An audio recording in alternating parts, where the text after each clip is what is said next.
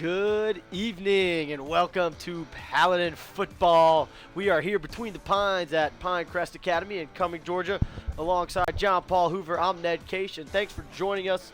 Happy Veterans Day out there to all who served. We appreciate what you do for our country, and you are no doubt in everyone's thoughts today. John Paul, playoff football. It's here. We're ready for it. November, calendar turns. Every game means a little bit more. Absolutely. I mean, this is what you practice at 7 a.m. on June 11th, 4th. This is that atmosphere. The fans are into it. And I think the Bowden game was a really good prep for this because the fans there were just so excited. I mean, it was 2 hours away. We had nothing, didn't know what to expect. And then Coach said they stepped off the bus, and immediately they could feel that the fans were excited. So the fact that we were able to play in that game and really keep our composure, and Coach said that it really mentally sound throughout that time, I think it was good prep for this playoff atmosphere. Yeah, just like you said, a playoff atmosphere. Big 20-14 win on the road, long drive. Defense came up big at the end of the game, forcing a turnover. Michael Burrows' 130 rushing yards, 2 touchdowns. He really anchored this offense. Now, Brookstone coming in, not quite the caliber team we saw in Bowden, a team that struggled 4-6 on the year with really not quality wins of all four. I would think not like Bowden would be a gracious way of analyzing their team. I mean, the opponents combined are 3-37 this season. Their first-string quarterback was injured week 4, second string in week 9. They're down to their JV quarterback now, and it took them 3 hours to get here. So it's just all these disadvantages for them.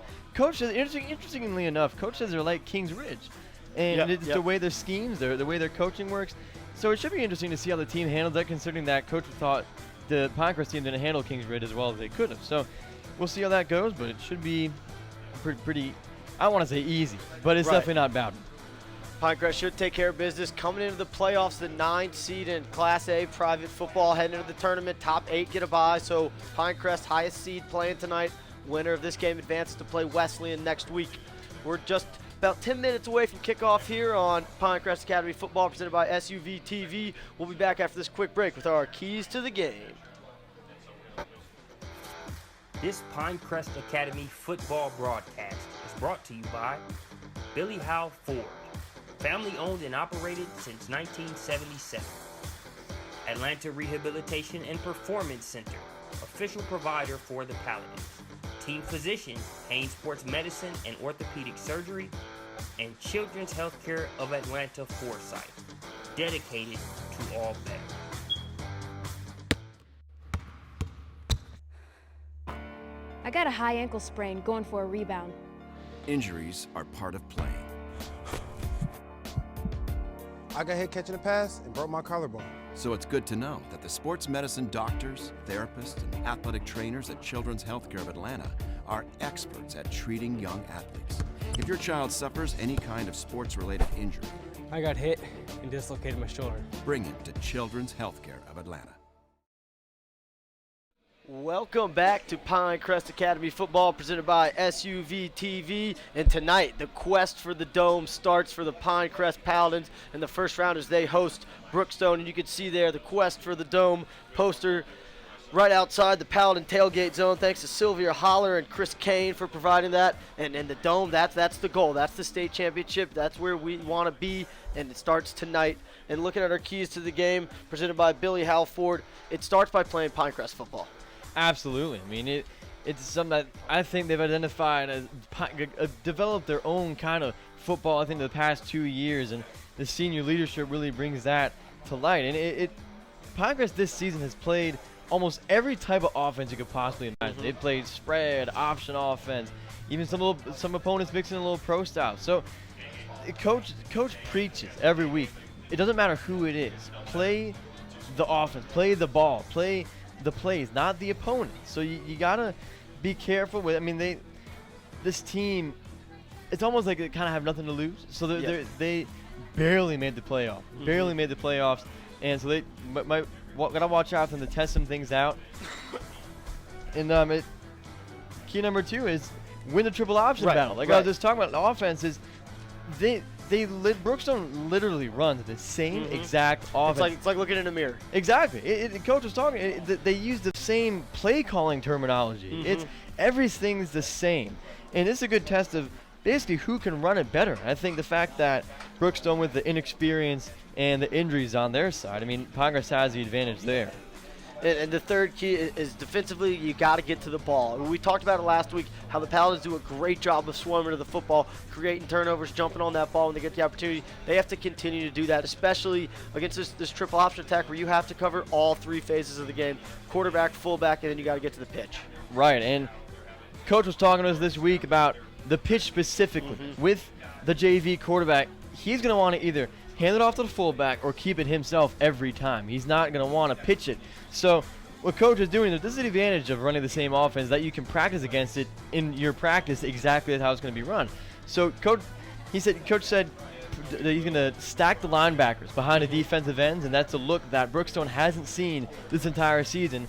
Should cause some mistakes, and if that linebacker can kind of get in and kind of crash that pitch, force him to pitch it more, and cause some turnovers. That's the goal. That what it really is. And Coach Winter talked about this Brookstone defense. He said all year they've played in that 4-4 set, but he wouldn't be surprised to see them throw something different, kind of junk it up on defense to just throw Pinecrest off, because it's like we've had a couple games this year where the team who's playing Pinecrest really has nothing to lose. They can do all kinds of crazy stuff. So this Pinecrest offense has to be ready for anything the defense throws at them. Absolutely. And I think this offense. Well, I'm watching warm-ups, and I certainly think Pinecrest has a size advantage over Brookstone, both in depth and physical height and stature. So I think this offense, especially with all the seniors we have here that have been running this offense for 4 years, they're ready. They don't care what the defense is going to do. They're going to run their offense according to – they're just going to take what they give them. They're not going to force anything there, and I think they'll have some success here tonight. And as the captains are getting ready to walk to midfield and meet, we'll go ahead and talk through our coach close-ups presented by Haynes Sports Medicine. And our coach close-ups tonight, it's a little different than what we've had in the past. Obviously, Coach Todd Winter for the Paladins in his 5th season with the team, 10-2 record last year, 7-3 coming into tonight, 35-18 career record at Pinecrest. Been a big-time leader, but he got his start from Brookstone head coach Scott Pethel.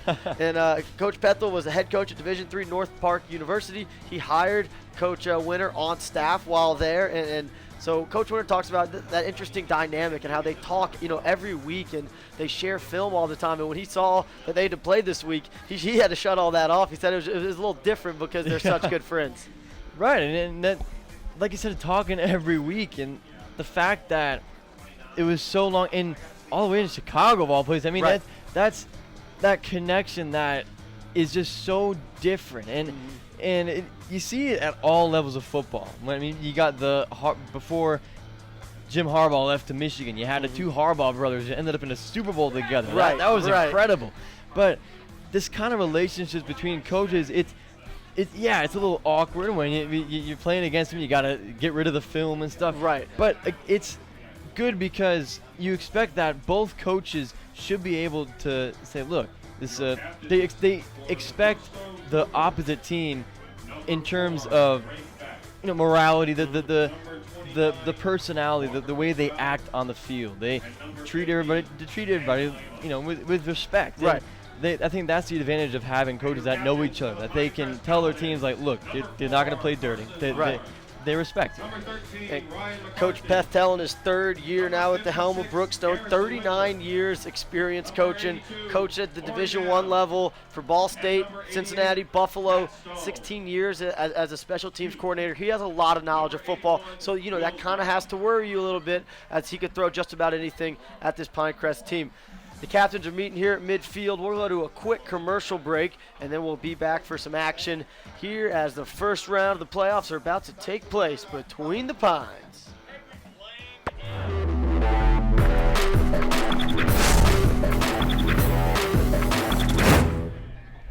Just if we could fill 2 more minutes. Yeah.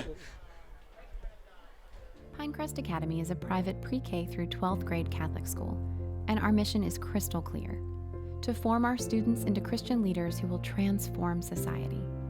The hallmark of a Pinecrest education is our recognition of each student as a unique child of God, with special gifts and talents. We believe that God is calling these young people to lead their families, their businesses, and their communities in accordance with His teachings. We welcome those from all faith backgrounds who value excellent education. Part of our Catholic identity is respect for the inquiry of the human mind. Pinecrest Academy's approach is called integral formation. Through this unique process, we address the whole child, intellectually, humanly, spiritually, and apostolically. We also refer to these as the 4 pillars. One thing that makes Pinecrest unique is that we have gender-separated classes that begin in the 4th grade. Research proves that boys and girls learn differently. In this gender-separate environment, students feel free to explore who they are and develop their full potential. Pinecrest wholly believes that you, the parent, are the primary educator of your child. We wish to work alongside you to form them into the adults that God desires them to be. Thank you for considering our school as a partner in the development of your gifts from God.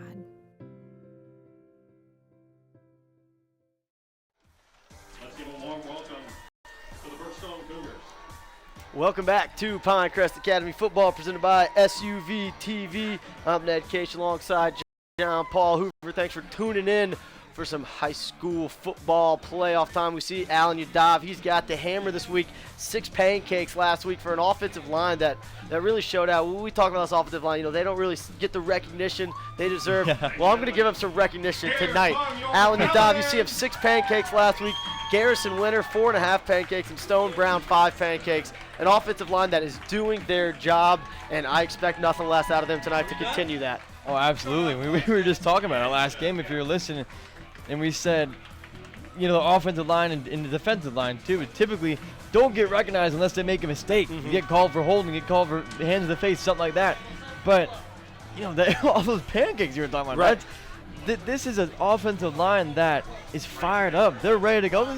The whole team is ready for this playoff atmosphere. You see them jumping around right there. I mean, they're yelling, they're making noise. This is it's win or go home. Right. Win or go home. And it's even for the seniors, this is most likely their last game at home. And that means a whole lot. I mean, between the Pines is unlike anything that we've been to this season. And it means so much to these guys who, they go to school every day. I go to school every day. And it just means so much to these seniors to be playing here for most likely the last time. And I expect them to come out in reckless abandon. They should be super excited. I know I'm super excited. I know you're super excited, Nat. I mean, we're ready to go, ready to kick this ball off and let's play some playoff football. It's about time. The weather's great.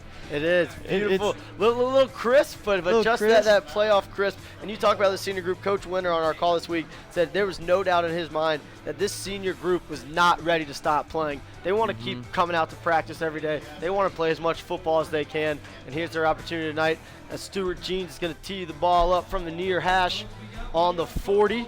Paladins will play defense first. You see Alan Yadav, that little pregame ritual. He told me to look out for, so I'm going to give him a little shout out right there. A little nice ritual with Hunter Hawk and Jack Binkley right there. It's getting fired up. You get a little traditions like that. That's what it's all about. That's what it's all about. Jeremiah Burgess back deep for Brookstone. The Cougars from Columbus, Georgia. Took them almost 3 hours to get here, and it will be fielded at the 15-yard line, coming up the near side.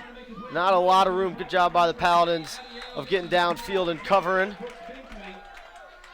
And we were talking before the game about Pinecrest. They cannot fall asleep at the wheel. They got to keep the pedal to the metal. And I really think that Bowden was a good shock to the system. Yep. After beating Francis and Whitfield by a combined score, I think 84-0. So it's really important here. I think they're back on track. They saw Bowden and like, all right, playoff football coming up. And we see 3 receivers split out to the left. Quick pitch play to start the drive for the Cougars, and nowhere to go for number 34 carrying the ball. That's Richard Hill. And we see the sophomore Ben Sloan at quarterback, 5'11", 145. You talked about in the pregame, John Paul. A lot of quarterback woes for this team. Lost 2 quarterbacks throughout the course of the regular season. Now down to a couple sophomores. So some inexperience at quarterback. That triple option defense can really take advantage of the Paladins. Right, and that experience, especially throughout the season, the fact that the second string got injured in week 9. Week 9 so late in the season. I mean, barely any experience for this kid. Sloan hands it off again to Hill, and Hill's going to bully forward, but not much room. Bringing up a 3rd and 6 here. Jackson Wilmot's going to check into the game on the defensive line. And I think those guys fresh. One of the things that Pinecrest, the defense really takes pride in is their defensive line. And I really think they kind of set the tone for the rest of the game in the first drives, and I think they're doing a real nice job here, forcing the 3rd and long. Sloan under center, man in motion. Sloan's going to keep it, pitches it out to Tillman. Tillman trying to cut back, but nowhere to go. We see that Paladin defense swarming to the ball, just like Coach Winter wanted. And if you watch, you saw Ryan McCarthy. He set the edge, and that's a term that you hear everybody use. Oh, set the edge, set the edge. It's really important because if you think about it, you have 11 guys, almost all 11 guys in between the hash marks before the play starts, and you gotta get it. But if they're running outside, you have to have somebody to beat him to the sideline, force it back inside to your other 10 guys, because you can't count on everybody to get to the sideline as fast as the runner does. Clark Smith to punt this one to Carson Holler. Short punt. Let's see if it takes a nice Cougars bounce, and it does, rolling down near the 20. Going to be down at the 22-yard line. Almost a 40-yard punt there. Went about 25 in the air. Took a great bounce for the Cougars, and that's where Citadel commit and Ryan McCarthy will start their first drive of the night. McCarthy had a 1-yard touchdown run last week. We talked about it, but Roses, he did most of the damage running the football. 9 carries, 134 yards. You want to talk about a good average. 2 touchdowns and added a catch for 37 yards. So here we go. McCarthy under center. Holler and Baroses are his A-backs. It's going to be Brooks Binkley as the B-back. Downs and Jack Binkley split out as the wide receivers. 9:40 on the clock here in the first quarter. And McCarthy's going to give it to Binkley. And like we've seen a lot this season, early gives to the fullback to start the drives. Right, and we've seen in the past few games, and I noticed a pattern that when Brooks Binkley's able to drive up the middle and they're able to drive all the way down the field, we usually end up winning the game. Right. On that, the first drive is so telling on offense and defense of how the rest of the game is going to go. McCarthy gives to Binkley again. Binkley pulling through the middle. Does a nice job keeping 2 hands on that football, getting as many yards as he can, keeping those legs moving. Right, and keeping those legs moving. That's really one of the signs of a great runner, who never, ever keeps or stops his legs from moving. And Brooks has got all that power down low. He's able to exert that on defense and not stop. So 3rd and 5 here. Sticks had first down. Now they fix it to 3rd down. Same formation, all 3 plays so far for the Paladins. McCarthy's going to pitch it out to Baroses. Holler gets him a nice block. Can he cut upfield? He cannot. Good tackle from the backside. Number 29, Walker Cantrell. Chase down Baroses, and you usually don't see Baroses get chased down from behind. No, you really don't. And that's they're gonna have to do that every single time Baroses runs the football, because his signature is getting to that sideline and is sprinting down. So. And you mentioned 130 rushing yards on 9 rushes and 2 touchdowns. I mean, that's efficiency, and that's a beautiful thing about this offense. We can see what's working against the defense, and then just pile on, just keep going with that runner. McCarthy back deep. Pinecrest in their black uniforms, looking real sharp tonight. And it's going to be fielded on the run at the 41-yard line. It's Burgess looking for some room close to the 50-yard line. So good starting field position for this Cougars offense as Burgess fielded that one on the run, picked up about 6 yards on the return. Right, and you mentioned the black uniform. I personally really like the black and the white combination, and it's a good game aesthetically, because you look at the grass. You got that ryegrass coming into the winter now, and that's a credit to the field crew. I mean, you got all that warm weather leading up to this point, and you got to really judge when to put that seed down. It just looks beautiful. Uniforms are great. That's playoff ready. Sloan gives to Hill. Hill looking for a little room. Only found about 3.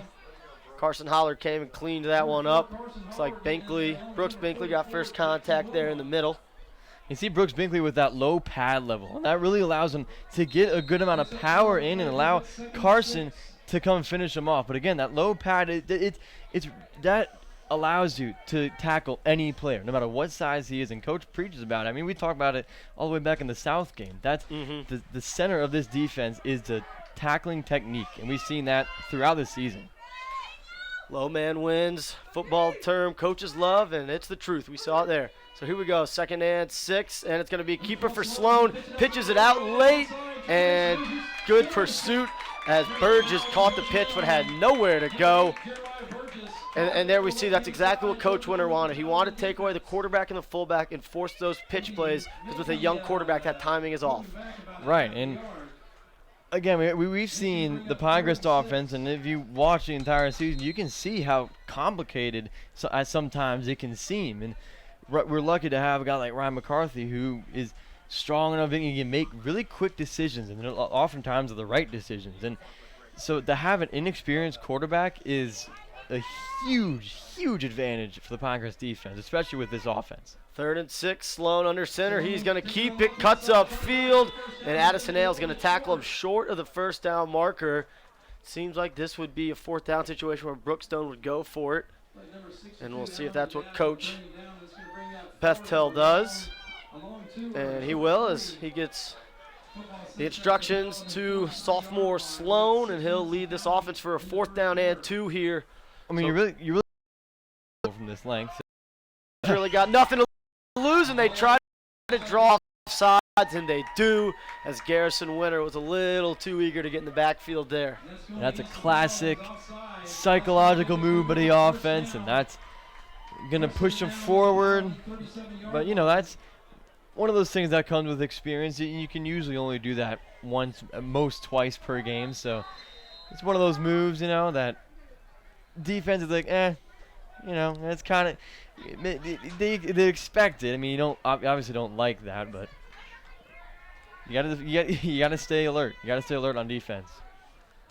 So 1st and 10 after the 1st down. Pitch out to Josh Long, and Josh Long has nowhere to go. Look at all the Paladins in the football. Look at that, 11 Paladins surrounded the football. That's great pursuit. 11 Paladins. That's not only a great, like, a bonus for getting to the football, but you need 11 of them to tackle this guy. He's big, 6'2", and 220. He big boy. He's unstoppable when he's going to be against. You're not going to get open field tackles against. It's not going to happen.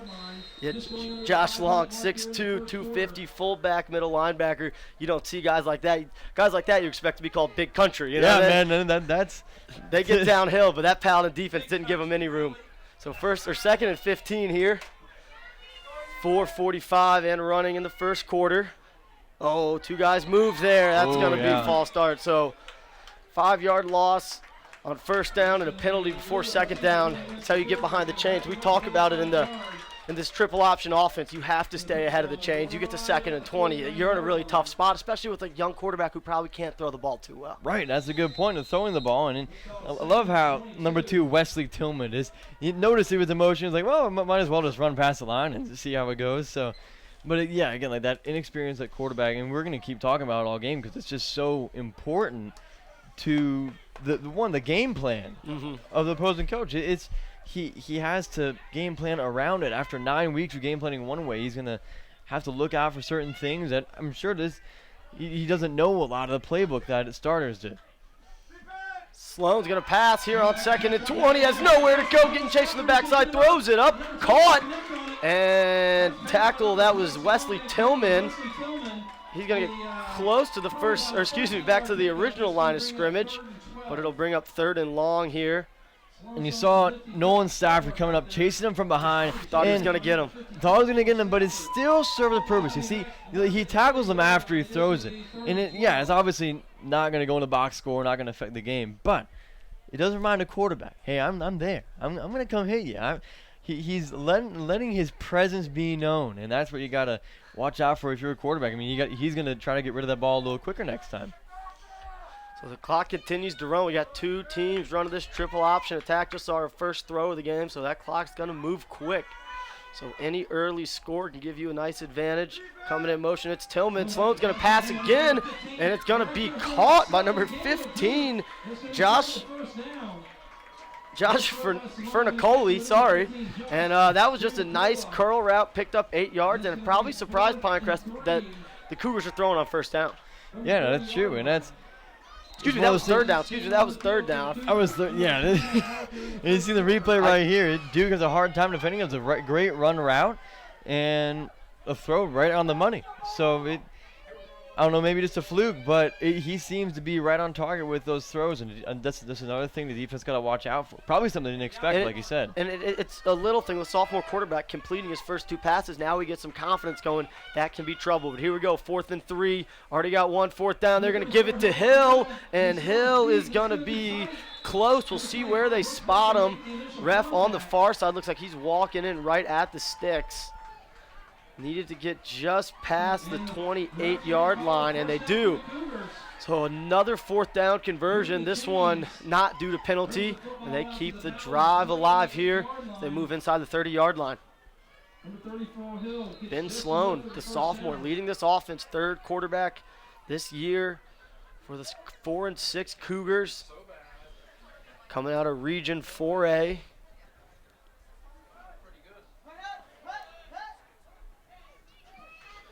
And it's going to be a quick pitch out to Burgess. McCarthy's there waiting for him. McCarthy's going to drag him down, but a flag comes in. And it looks like it could be a face mask on McCarthy. Again, nice job setting the edge there. Might have just gotten a little high with his hands. Yeah, a lot of times that's accidental. Rarely is it intentional. I mean, you can see in the replay right here. Just go pursuit there. Yeah, this just maybe a little incidental contact right there, but.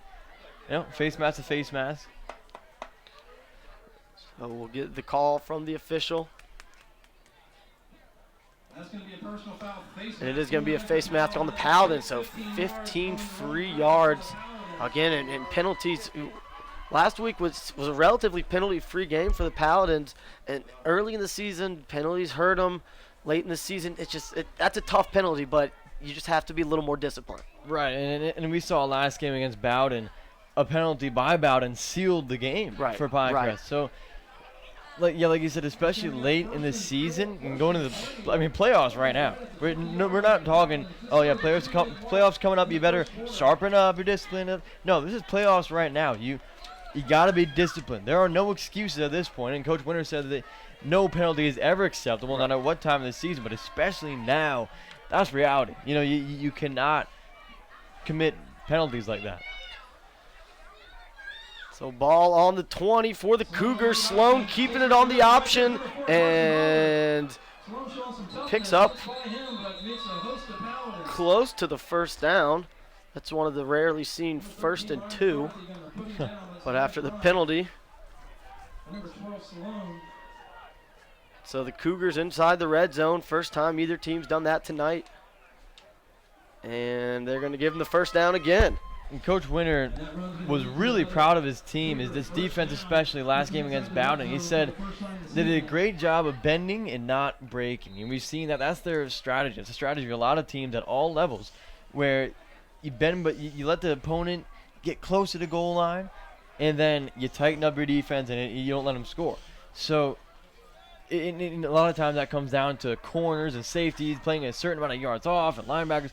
It's all complicated, but at the end of the day, you can't let them score when inside the red zone. Sloan gives to Hill as we go under a minute here in the first quarter. Hill forward for about 4 yards. Bring up 2nd and 6 here for the Cougar offense. Started the drive just on their side of midfield. Looking to punch one in. Got shut out last week, 42-0, a loss to Taylor County, a good Taylor County team, 9-1 on the year. But we talked about, the team that hasn't had a lot of success, and if you let them hang around, let them believe they can win, especially in a playoff atmosphere. Play here, as this could be the last play of the first quarter. And look like, again, trying to draw Paladin defense offside as Tillman resets. This time it's Burgess coming to motion. Hill gets it, and Hill goes nowhere. And this might be a new record for our fastest first quarter all season. It's 7:48. Looking at the clock right now, the game actually started at 7:30. That's 18 minutes. That's pretty pretty quick. But again, that's two teams running the same offense, the same running the ball. So after 12 minutes of football here between the Pines, we are still scoreless. We'll be back for more Pinecrest Academy football right after this.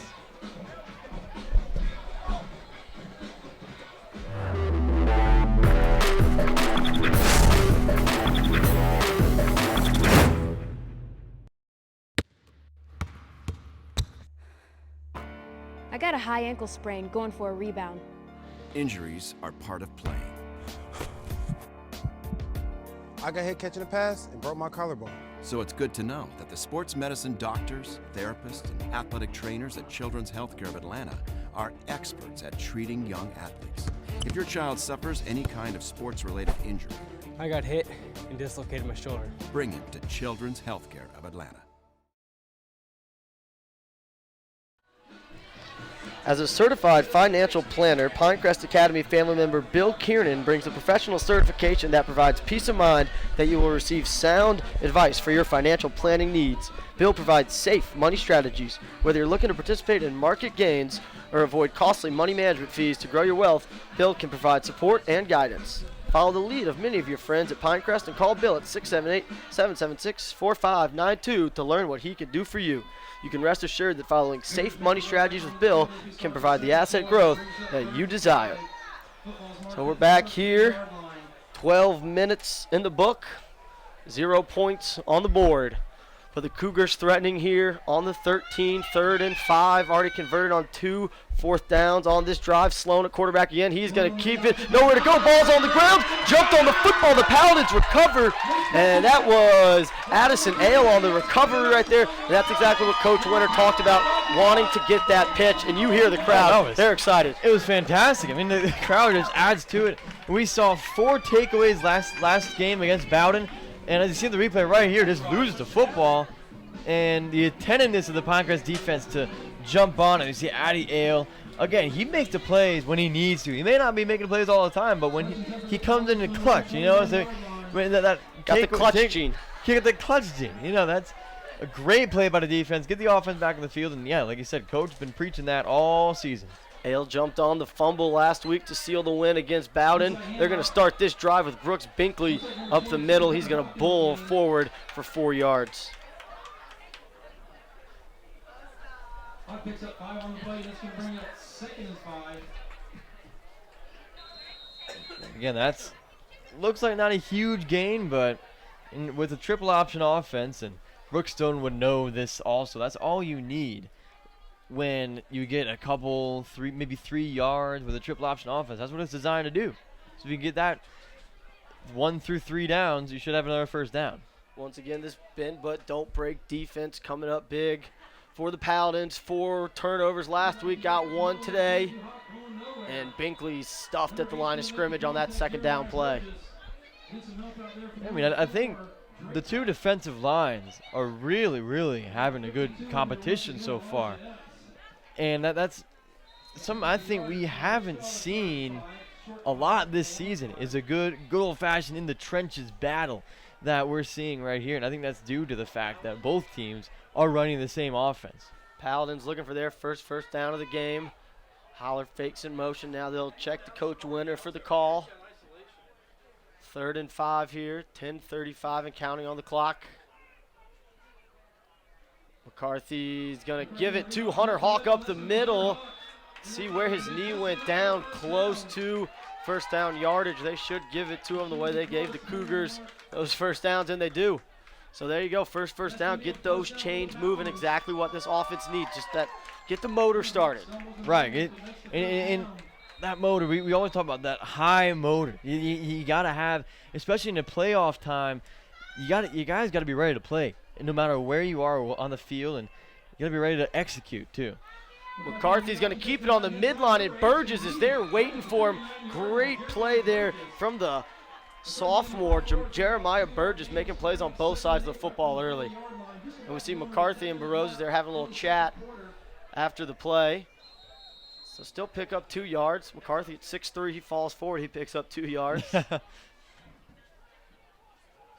So we've seen this same formation all night for the Paladins. Receivers split out to each side. The triple option attack in the backfield. Holler comes in motion. Now he's going to change his direction. It's going to go to Barozas up the middle. Squeaks just 2 yards shy of the first down marker. And Barozas you don't usually see him. We saw it a little bit last game. You don't usually see him run up the middle, and that's he becomes kind of a one cut back in that situation. But he can go up the middle when he needs to. We saw him last week put his foot in the ground up the middle, 50 right. yards for the deciding touchdown against Bowden. So you give Barozas a little bit of a crease, he's going to be gone. He's so quick. He's definitely, without a doubt, the quickest player on this team. And they did not go early. Yes, they did. So nice job on the hard count there from McCarthy. Gives them a free first down. So here we go. We got this offense is moving a little bit, getting in their groove. It seems like we're getting close to breaking that one. We're due for it. Haven't been on the edge too much. The one time they got to the edge, Barozas got chased down, but I expect this edge to open up soon the way they've been working the middle. Hunter Hawk in as the B-back. We see that 4-4 front here out of Brookstone. All 8 players at 4 yards of line of scrimmage. McCarthy keeps the football. I think he dropped it momentarily, pulling the exchange from Hawk's belly, picked it up, made a little something happen on that first down play. Yeah, that's one of those things where that's a rare thing for Ryan McCarthy at this point in his high school career, but it happens to everyone. I mean, sometimes when the defense is kind of just gets in your face and makes it really hard for Ryan McCarthy to make a decision quickly enough, and that leads to turnovers. That's the one thing about the triple option offense where you often had 1, 2, maybe even 3 opportunities for error, and that's a flaw, but when you run it right, it shouldn't happen. McCarthy under center, second and 7 for the Paladins. He's going to keep it, trying to get to the edge. Pitches it really late to Barozas. Barozas has no shot. He was stuck by Tillman as soon as he caught the pitch. Loss of 4 for the Paladins. Ball back at the 45-yard line. Still haven't crossed into plus territory yet tonight. Man, offense certainly having a tough time. And obviously 2 injured players in the field. But it's interesting to me to see that both these defenses, and then I think it would be, I guess, practicing against through the week and stuff, but it looks like both defenses have mastered defending the offense, and that's really a testament to the fact that both Pinecrest and Brookstone are running the triple option effectively in their scope. Brookstone is a little tougher for them with the personnel they have available, but it's the defense is doing a real nice job. Right. Well, it's a small thing, but with these single A private schools, the rosters are 45, 50 kids, so your first defense has to go against your first offense. So it's not like those 6, 7A schools where the scout team's just the sophomores or the freshmen. Right. These schools, everybody's got to be on both sides of the ball, so they're seeing that all the time. A lot of the guys are playing both ways. They know the reads. They know how to read the keys. So. Coach Winter talked about when he got hired by Coach Pethtel, he brought the triple option to North Park, and Coach Pethel's liked it and rolled with it and brought it here to the Cougars in Brookstone, leading them into the playoffs. Went to the playoffs last year, 6-5 record, lost in the first round to an Aquinas team who's very strong, made a Final Four run last year. But so far, keeping it tight with the Paladins. Nobody on the board yet. 7:43 remaining here in the second quarter, and it's 3rd and 10 for the Paladins. Looking to get something going cross midfield. Haven't seen a pass yet. Probably a good time for it, and Brookstone's going to call a timeout. Not sure what they saw there, but number 29, the linebacker Walker Cottrell, was quick to call the timeout. Yeah, obviously saw something up front, and yeah, I think it's a very, very influential down right here. I mean, obviously, not even halfway through the second quarter, but again, this offense still hasn't set the tone. They still haven't done anything, and a 3rd and long is really, I think, an opportunity for them to prove themselves. Yep. More so than a first or a second down, a 3rd down. So that look, no matter where the down and what the down and distance is or where we are on the field, we're going to start going down the field and our offense is going to start working. I think we've seen that on this drive besides the penalty, excuse me, a little slip up there with Roses, but yes. But again, and that was well defended. They ran to the short side. Good pursuit from Brookstone. So we'll see what we get here. 3rd and 10 pass play. We see that comeback route. The Corey Downs likes to run. Him and McCarthy are pretty good at it. And here goes McCarthy rolling to his left. Downs is there. Caught inbounds. First down. Pitch and catch like it's 7-on-7. Paladins cross midfield for the first time tonight. Oh, yeah, that was just easy money right there with Corey Downs.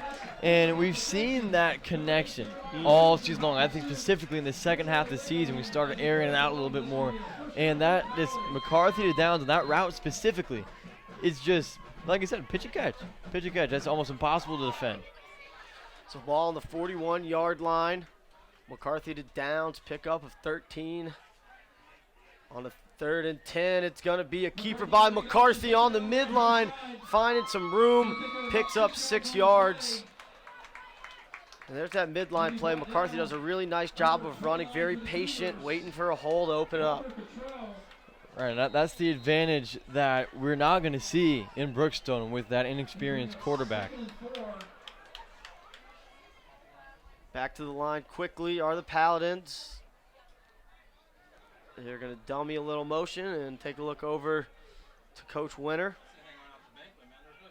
7 minutes on the clock here in the second quarter, 0-0. Paladins looking to get on the board on their second drive.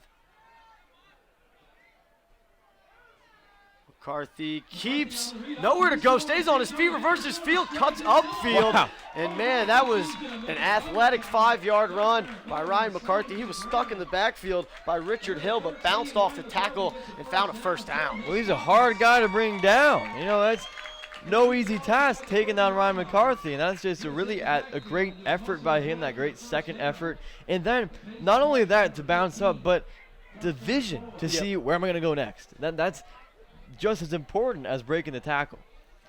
Ball just inside the 30. 1st and 10 for the Paladins. Roses comes in motion. McCarthy's going to keep it again on the midline, up the middle, and picks up 8 yards. So the midline being successful for the Paladins on this drive. Again, haven't gotten to the edge too much, but doing a nice job finding holes quick to the line again. Brookstone's late substituting. And we'll see if the Paladins run anything or just run that dummy motion. And it is going to be a play. And again, the midline, McCarthy pulling forward, first down, tackled there by Josh Ferticoli. You know what's great, Ned? Listen to this crowd.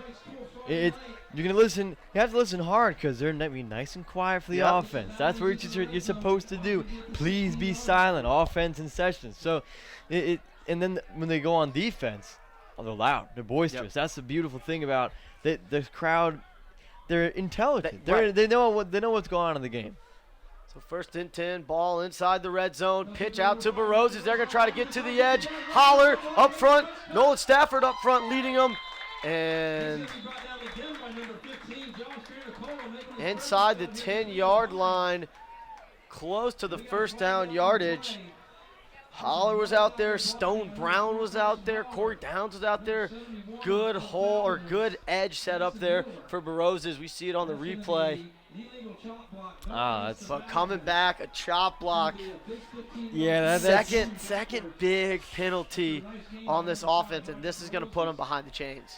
Right, that's not just a little holding penalty or a face mask. That's a chop block. I mean, you're talking about a potentially dangerous play. There's no excuse for that. I mean, you practice all week, and I mean, really just blocking in general the whole season. But maybe this incidental, it could have gone a little higher. But another test. If you're this offense, you have to deal with adversity like this.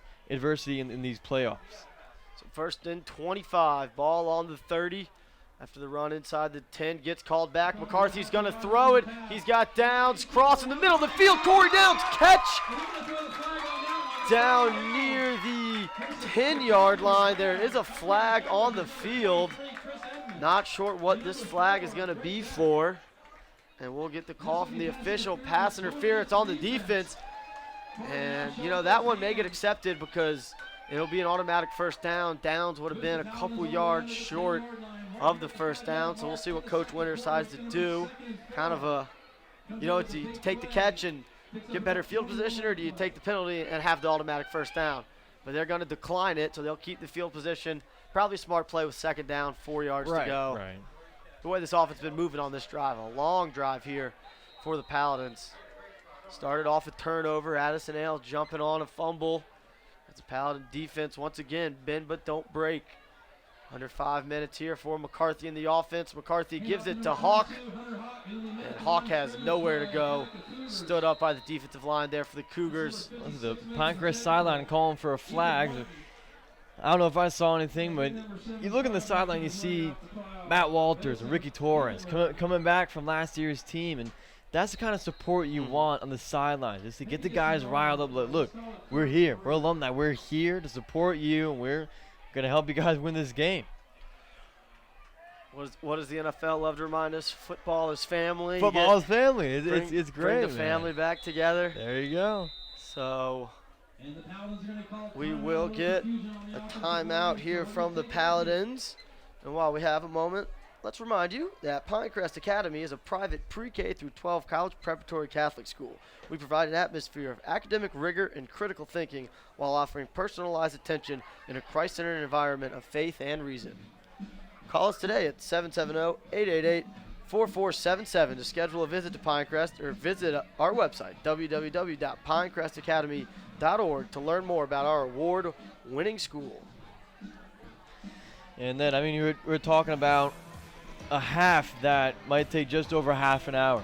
And it's really, really important, I think, for this offense to score. Yes. You know, because the game's going so fast. And they get the ball back to start the second half, so you score here. And again, you know, Sloan's shown an ability to throw the football decently, but it just seems like if the Cougars are going to score, it's going to be like their last drive where it's going to eat up 6-7 minutes. So you can eat up another minute here, try to make them go the length of the field in 3 minutes. That's going to set you up. And I think you don't have to, especially the way the defense creates turnovers. Exactly. You don't have to run the clock down so far because you know, like you said, it is going to take a long time for them to drive down the field. But got to get a 3rd and 2 here. Ball on the 9. Hunter Hawk bulls forward, and he's going to get that first down. Ball down to the 5-yard line. 1st and goal for the Paladins. Right, and this is when the bend but don't break for Brookstone comes in. Yep. When we're talking about the running game, it's easier for the defense to pack the line and that goal line defense because they know field shrinks. Exactly, field shrinks, less field to defend. So it's harder to score, but at the same time, it kind of evens out based on how close you are. McCarthy under center, Hawk directly behind him. McCarthy keeps it, sneaks it up the middle, right down Peachtree Parkway, and the Paladins are on the board first here. 6-0 between the Pines. Stuart Jean's about to make it 7-0. Great play right there. And I don't know if that was called or McCarthy just saw that was open. I don't know, but he just followed his center right in there. He's at his center, and you got a guy pushing him from the back too. You see the replay right there. That's teamwork. That's teamwork in its purest form. Just drive. That's good old-fashioned football, driving right through the line and crossing the goal line. And you see the crowd in Tent City going crazy. That's awesome. Oh, yeah. Paladin tailgate zone was popping before the game as that extra point is up and through, making it 7-0. But, you know, I told you I was walking around, you know, feeling this playoff atmosphere that we love to talk about. And I was about to sneak into the tailgate over there. It smelled delicious. It looked warm. But you see him over there lined up, and we talked about the quest for the dome banner, and this is the time of year where, you know, sometimes you get people from the community to come out. And Coach Winter talked about it. Right. He wants Pinecrest to be the last team standing in Forsyth County. So, you know, so those guys who love to go to South Forsyth and Lambert and all these other schools, he wants Pinecrest to be there late in November when those teams aren't there, and that's when you really get people packing in the stadium, and you love to see that. Yeah. Tell you what, we got a pretty full crowd tonight. We had a really full crowd tonight, and like you said, when you got the whole community together. I mean, obviously, there's a lot going on in the world today when everybody can kind of just sit down for some Friday night lights, eat some wings, eat some burgers, watch some good old high school football. That's just so American. You know, when everybody gathers together, the community strengthens the community. They're all here, relaxing. You know, and at the same time, they're cheering on their Paladins. So Stuart Jeans has the ball teed up, does his skip before he puts his foot into a short little pooch punt. It's going to hit the ground, and it's going to be fielded at the 21-yard line, going up the far sideline. Flag comes in. Looked like that was 23 on the return. Chris Edmonds, a sophomore. So a lot of underclassmen playing for this Cougars team. Snuck into the playoffs, the 24th team out of 24. Drew Pinecrest. And with the young team, and I think this is blocking back. That's big, and I think with Pinecrest in high school and college, and not really applicable to the NFL, but in high school and college, the experience of the coaches can kind of fill in the gaps of the experience of the players, because they're still malleable. You know, they're not just, I'm the corner and I'm going to do this. No, they're still able to be taught. You don't have the selection. You have what you're given. Right, exactly. You have what you're given, and these guys know each other. They're all on the same team. They're ready to play. And, again, the coaching, I think, really makes up all that experience from the Brookstone head coaches. And I think it's showing so far. They're holding their own. Coach Pethel, 39 years coaching football, and Hill has nowhere to go as McCarthy shed his blocker in pursuit of the football as he was getting chased down by number 52 in the middle, Nolan Stafford. And we in great play by Nolan Stafford and Ryan McCarthy teaming up there. We talk about how on offense it's hard to take down Ryan McCarthy, and it's equally hard on defense to square up to him. And I mean, imagine seeing that guy coming full speed towards you. You got to have the guts to stand up to him, and you got to have the muscles to physically stop him. That's a pretty hard combination to find in high school football. And it's going to be a give up the middle to big old number 1, Josh Long. And we see new quarterback in for the Cougars, the freshman, number 9, Clark Smith, 5'11", 160, same kind of stature as we saw out of Ben Sloan. So we'll see what Coach Pethel is thinking here. We've seen a lot of teams this year against the Paladins use different quarterbacks. Right, we have it. I believe it was Perrin who used 3 or 4 quarterbacks. And the advantage to doing that is you can use different quarterbacks for doing different things. But the disadvantage is obviously the defense looks at the quarterback and say, oh, okay, well, he can't throw. He's going to run it. So, it's got its pros and cons, but at this level, it might be necessary. And Smith has nowhere to go, and I think Coach Winter's going to call a timeout. He does, so with 2.5 minutes on the clock, Pinecrest will have 1 timeout remaining and a chance to get some more points here. We've seen Stuart Jean's ability to kick field goals. You get down near that 20-yard line, he's going to be in field goal range. Right, and this defense really starting to kind of get through those gaps, and just you saw Nolan Stafford just looked like nobody was in front of him. He just accelerated so quick, and then he had the awareness to actually break down, make the tackle. Too many guys will see kind of break through the line, and they're kind of flailing their arm like, I don't know what to do next. And great play by Nolan Stafford to take his time and make a decision. But, I mean, to us, it just looked like, boom, quick, tackled. But you really composed. It looked like a nice, good tackle there. And defense really starting to take over. As Miley Cyrus gets the student section pumped up here between the pines, Carson Holler is going to be back deep to return this punt from Smith. 2:27, 1 timeout remaining for the Paladins, up 7-0. We talked about getting the ball to start the second half, so chance to put more points on the board, whether it be a touchdown or a field goal, and it's going to be a short kick. And again, takes a nice Cougar bounce and bounces back, so ball will start on the Cougars' own 49-yard line. So short field to work with for the Paladins here. We've seen McCarthy throw the football a couple times tonight to Downs, and good throws, so the throwing game seems to be there. Good protection up front. So we'll see if they throw the football and get to the edge a little more here on this drive. Pick up bigger chunks than they have been. Yeah, and they're going to have to do that with 2 minutes left.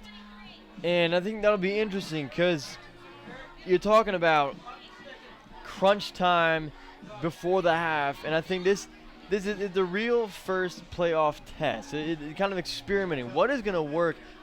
What kind of play calling and personnel packages is going to get the Paladins 50 yards downfield or at least 30 to get in field goal range and get some points on the board before halftime? Yeah, I mean, you got that pressure. You got the pressure now. With the pressure from the crowds fired up with the Miley Cyrus, thanks to her. So you got aren't you impressed? I knew who that was. I'm impressed, man. Hey, you're like one for 4 now. It's okay. You're improving. I mean, maybe a little too late, but, you know. 1 for 1 in the playoffs. Draw play here to Brooks Binkley trying to get to the edge. And he does, but only for about 5 yards. Good idea with the draw play there.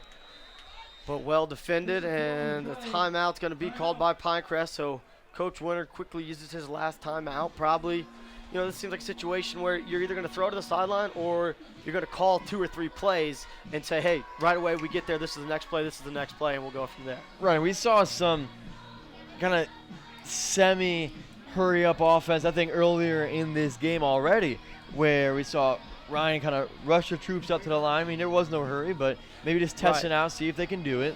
I would expect Coach to call a few plays.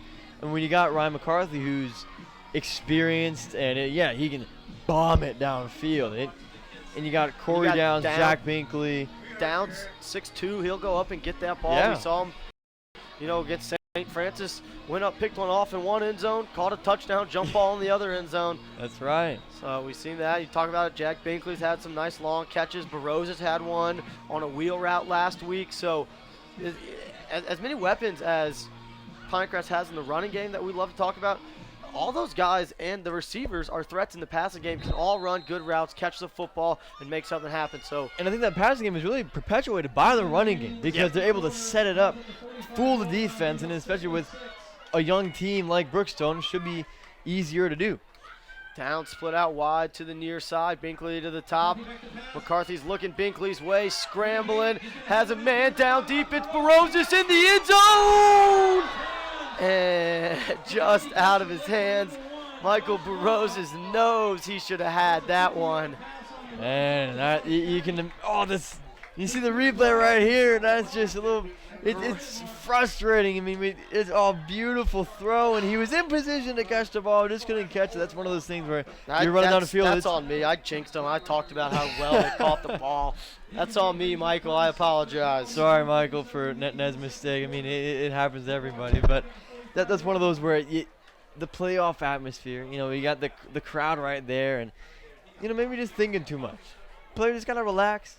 RELAX. Aaron Rodgers, take some lessons from him. Another pass play this time. McCarthy rolling to his right, sets his feet. He's got downs. And man, just a bit high. Oh, look, maybe Flag a rough comes passer. down late. Maybe a rough and it the is passer, going to be rough for the passer, so that is a bad penalty. That one on the big man, Josh Long. So a free 15. That'll move the ball up to the 30. 1:51 remaining. You get to the 30, you're just about 10 yards outside of field goal range. And at nothing else, you'll take 3. Right, and Stuart Jean's certainly capable, one of the most capable kickers in the whole region, given the fact that he's the soccer history and a real powerful leg. Yeah, obviously we talked about before the angle he kicks it at. In soccer, you can't really you don't have to worry about a defensive line, so it could get blocked. Oh, you don't?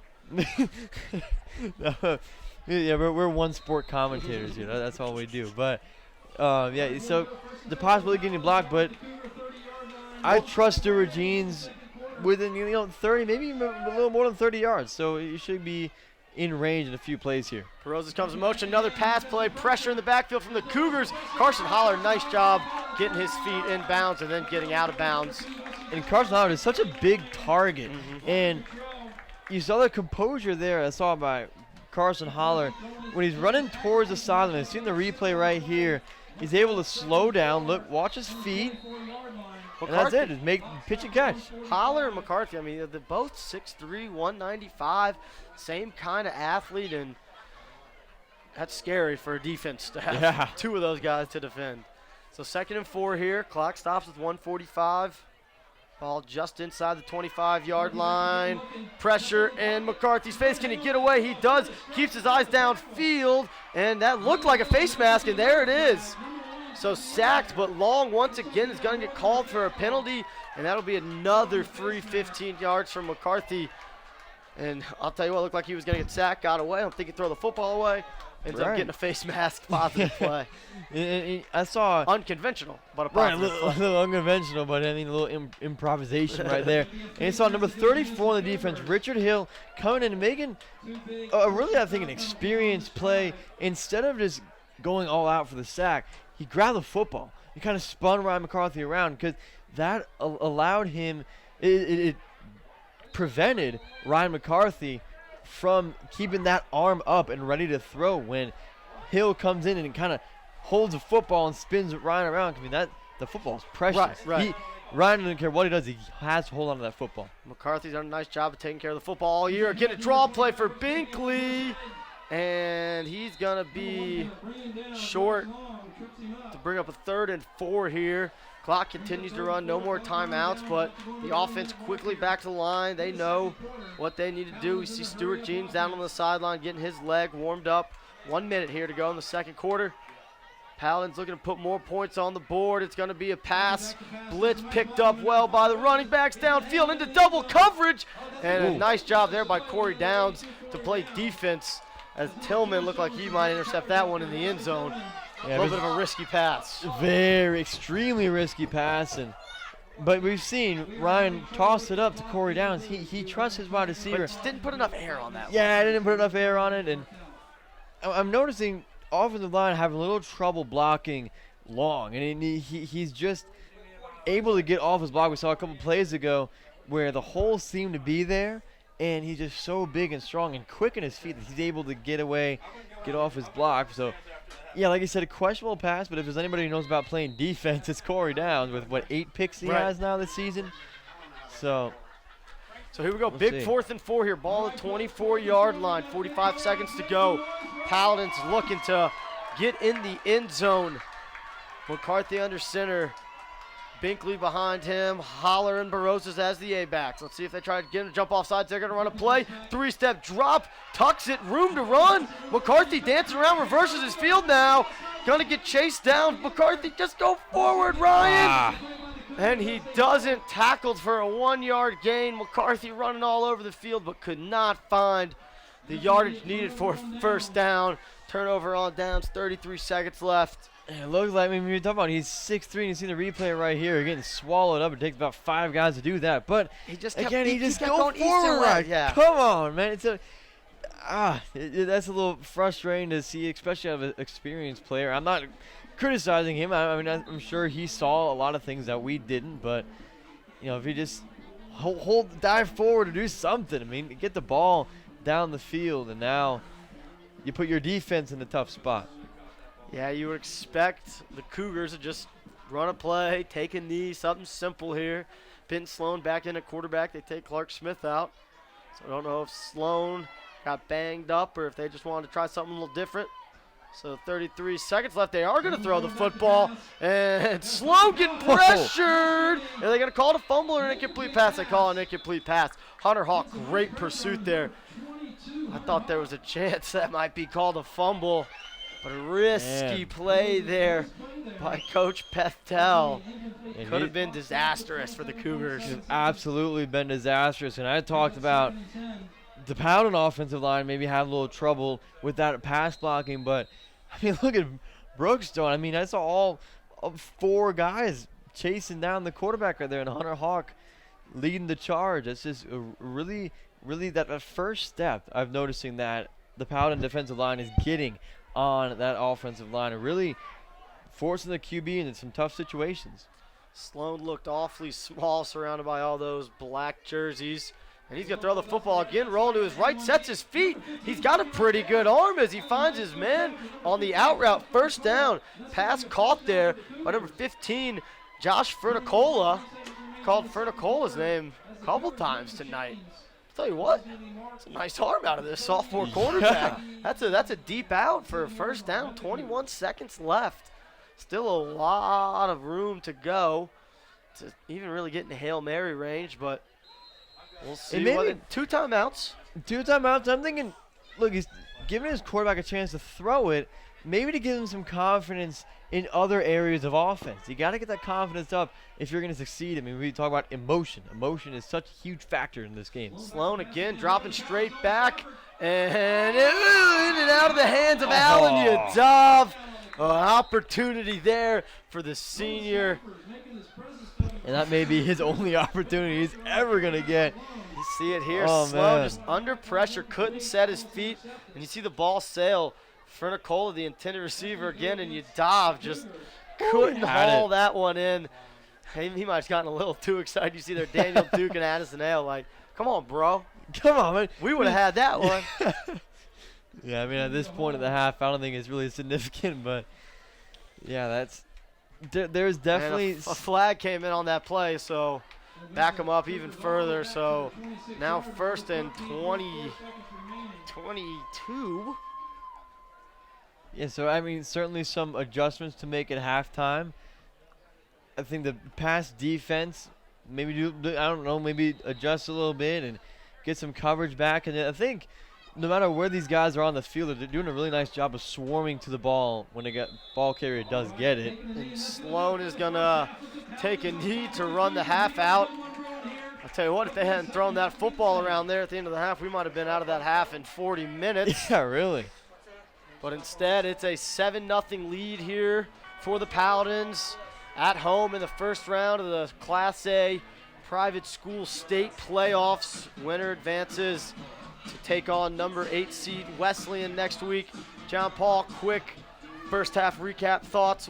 I thought the Paladins played pretty well, but Cougars are hanging around, and that's confidence that they don't need. Exactly. They're hanging around, and I think, I hate to say it. I really hate to say it.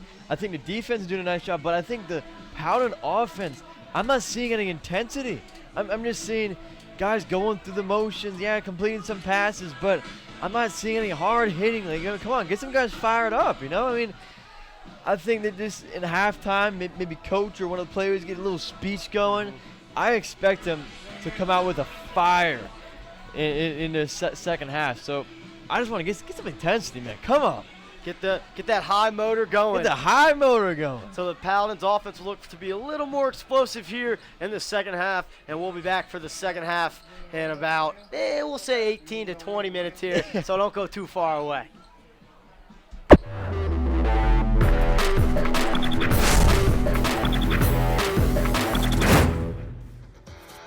This Pinecrest Academy football broadcast is brought to you by Billy Howe Ford. Family owned and operated since 1977. Atlanta Rehabilitation and Performance Center, official provider for the Paladins. Team physician, Payne Sports Medicine and Orthopedic Surgery, and Children's Healthcare of Atlanta Foresight, dedicated to all better. If you want a used vehicle, but you also want peace of mind, you want a Ford certified pre-owned vehicle. Because every Ford CPO vehicle is given a rigorous 172-point inspection by Ford factory-trained technicians. From the radiator to the transmission, to the engine, to the air conditioning, and every Ford CPO vehicle is backed by Ford.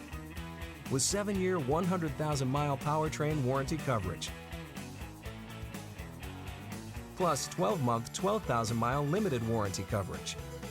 Ford certified pre-owned. A car that's inspected by Ford and backed by Ford.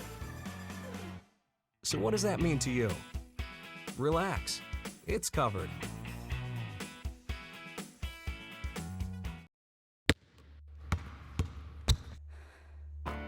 I got a high ankle sprain going for a rebound.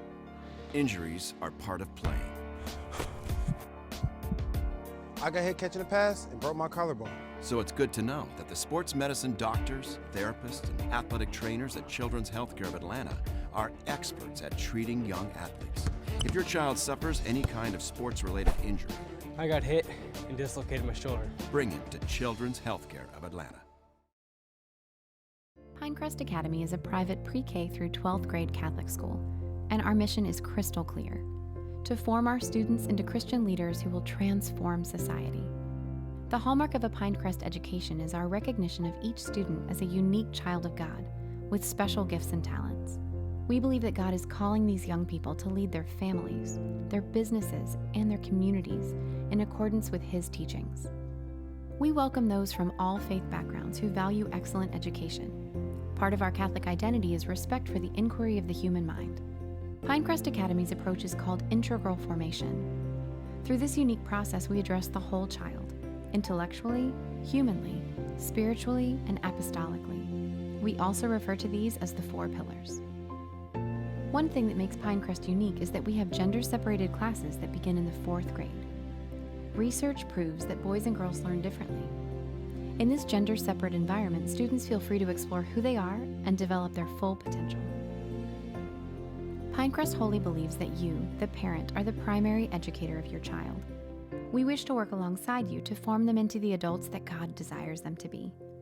Thank you for considering our school as a partner in the development of your gifts from God.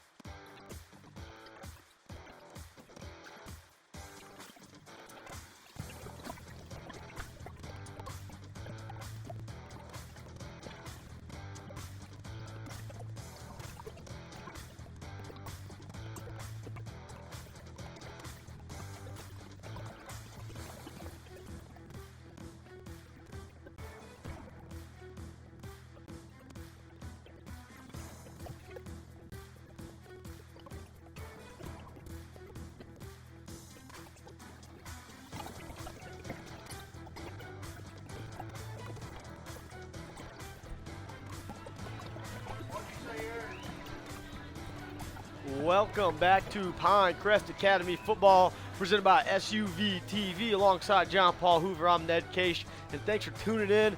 First round of the Class A private state playoffs here, and the Pinecrest Academy Paladins leading the Brookstone Cougars 7-0. And John Paul, we were just talking off air about the keys to the game, and there's a reason it's 7-0 because the Pinecrest hasn't executed the way they need to. They really haven't executed the way they need to, and I think, especially in that first quarter, they looked like it just out of sync. They didn't know. They didn't look like they knew what they were doing against this team. They kind of looked like little affected by the fact that it's a playoffs and a lot pressure put on the team. But I think the second half they started to settle in a little bit, not to the ideal level, but I think in the second half that they should be good. Yeah. Keys of the game, play Pinecrest football. You said, they're kind of doing it phases, some parts. Second key, win that triple option. They're doing it just barely, but big opportunity here. Get the ball to start the second half. Go punch in a touchdown. Really, dominate the line of scrimmage. Exert your will. Win in the trenches. And then the third key, which they've done a very nice job of, is getting to the football. There have been 2 or 3 times where a play finishes and there's 11 Paladins chasing down the football. So defensively doing a nice job swarming, forced a turnover in the second quarter that led to a touchdown. So 7-0, 5-yard touchdown run by McCarthy. Touchdown runs inside 5 yards are his specialty, so let's get him down there, have him punch in a few more. But like we said, Paladins start with it here, opportunity to take advantage and put this team away and, really put a fork in them as best you can and as quick as you can. Yeah, and I think if they score on their first drive here, the game may as well, it may be a stretch, but it may as well be over. I mean, if the offense is good enough to drive down the field, and we've seen the defense clearly able to stop the Brookstone offense, and I said it may be a stretch, but I think if they score here, they have a very good chance of winning this game. I just want to correct something I said earlier. I was referencing the alumni on the sideline. It was not Matt Walters. It was Adam Gard. Adam Gard was on the sideline, not Matt Walters. Just Matt, if you're watching, I'm sure you're. Shout out Matt for not being here, but no, I'm sure he's supporting the team in his way. Everybody has their ways. Well, but, luckily, people who aren't here have the ability to listen to Exactly, man. So, for all of you out there, thanks for tuning in. Thank you very much. Academy Football, presented by SUV TV. And we see McCarthy back deep inside the 5, but Holland Barrows is standing up about the 22. We talked about it. Coach Coach Pethel, 16 years as a special teams coordinator. Trickeration in the kicking game is something they do, but not here as Barrows fields it on the 20 and looks for some room on the far sideline, but couldn't find it. But as I was trying to spit out there for the kickoff, Coach Pethel, 16 years as a Division I special teams coordinator. And, people forget about special teams. That's the third phase of football. You can't overlook that. Right. I mean, the third phase, we talk about the 3 phases. And I think special teams, and I mentioned this before, that it's the one phase that it only takes one play to completely change the momentum of the game. Other phases, offense and defense, got to get something going. But special teams, all it takes is one kickoff return, one onside kick, something like that to get your team fired up. McCarthy under center, 1st and 10. It's going to be a give up the middle. And it's Brooks Binkley in there to start the second half. Binkley and Hawk rotate every other drive, usually keeping that beat back fresh as they love to pound in between the tackles with those guys. So 2nd and 7 here. We begin the third quarter. Paladins looking to start this half with a scoring drive. Ball just shy of their own 35-yard line. McCarthy under center. He's going to keep it on the midline. Not a lot of room to go. And again, McCarthy trying to bounce east-west. We've seen throughout the season, especially on those short yardage plays where you need 1 or 2 yards to get a first down or touchdown, he specialized just running up the middle. And I think you hit it on the point. He's running east and west too much. It's good to an extent that you get past the defense, you get around, and you open up some holes for you to go through. but you still got to do the latter part. You got to go forward, north and south. 3rd and 8, McCarthy under center. It's going to be a keeper trying to get to the edge, getting tracked down from behind. Great pursuit on the backside. That was 34, Hill. We've seen him making plays on both sides of the football. And this defense for the Cougars has looked faster than I expected. They look faster than I expected. I expected the offense to, make some adjustments. I'm sure they did make some adjustments, but the defense unfazed by the halftime break, and they're just coming out and just like they were, and I think even better than they were in the first half, dominant so far. Just like the opening drive of the first half, Paladins' opening drive of the second half is going to be a 3 and out. McCarthy's going to put his big right foot into it. A nice high kick, fielded by Burgess and had nowhere to go. About a 35-yard punt and no return, as Alan Yadav was the first one down there. There were a host of black jerseys surrounding Burgess as he fielded that one. And again, swarming to the ball, maybe a little easier on punts, but nonetheless, 9 guys gathered around the ball carrier there, and obviously the punter is a safety valve, supposed to stay back, but a great job swarming to the ball in defense and special teams. 9:57 to go here in the third quarter. Cougars starting their first drive. It's going to be a handoff to Hill up the middle and has nowhere to go. Hunter Hawk, Alan Yadav, Brooks Binkley, all of them in there on that tackle. And I think throughout the season, the defense has gotten progressively better at tackling as a whole. Like I mentioned before, that low pad level that coach has talked about the whole season. And just a technique, I thought in the St. Francis game really stood out to me, the tackling technique. It really improved.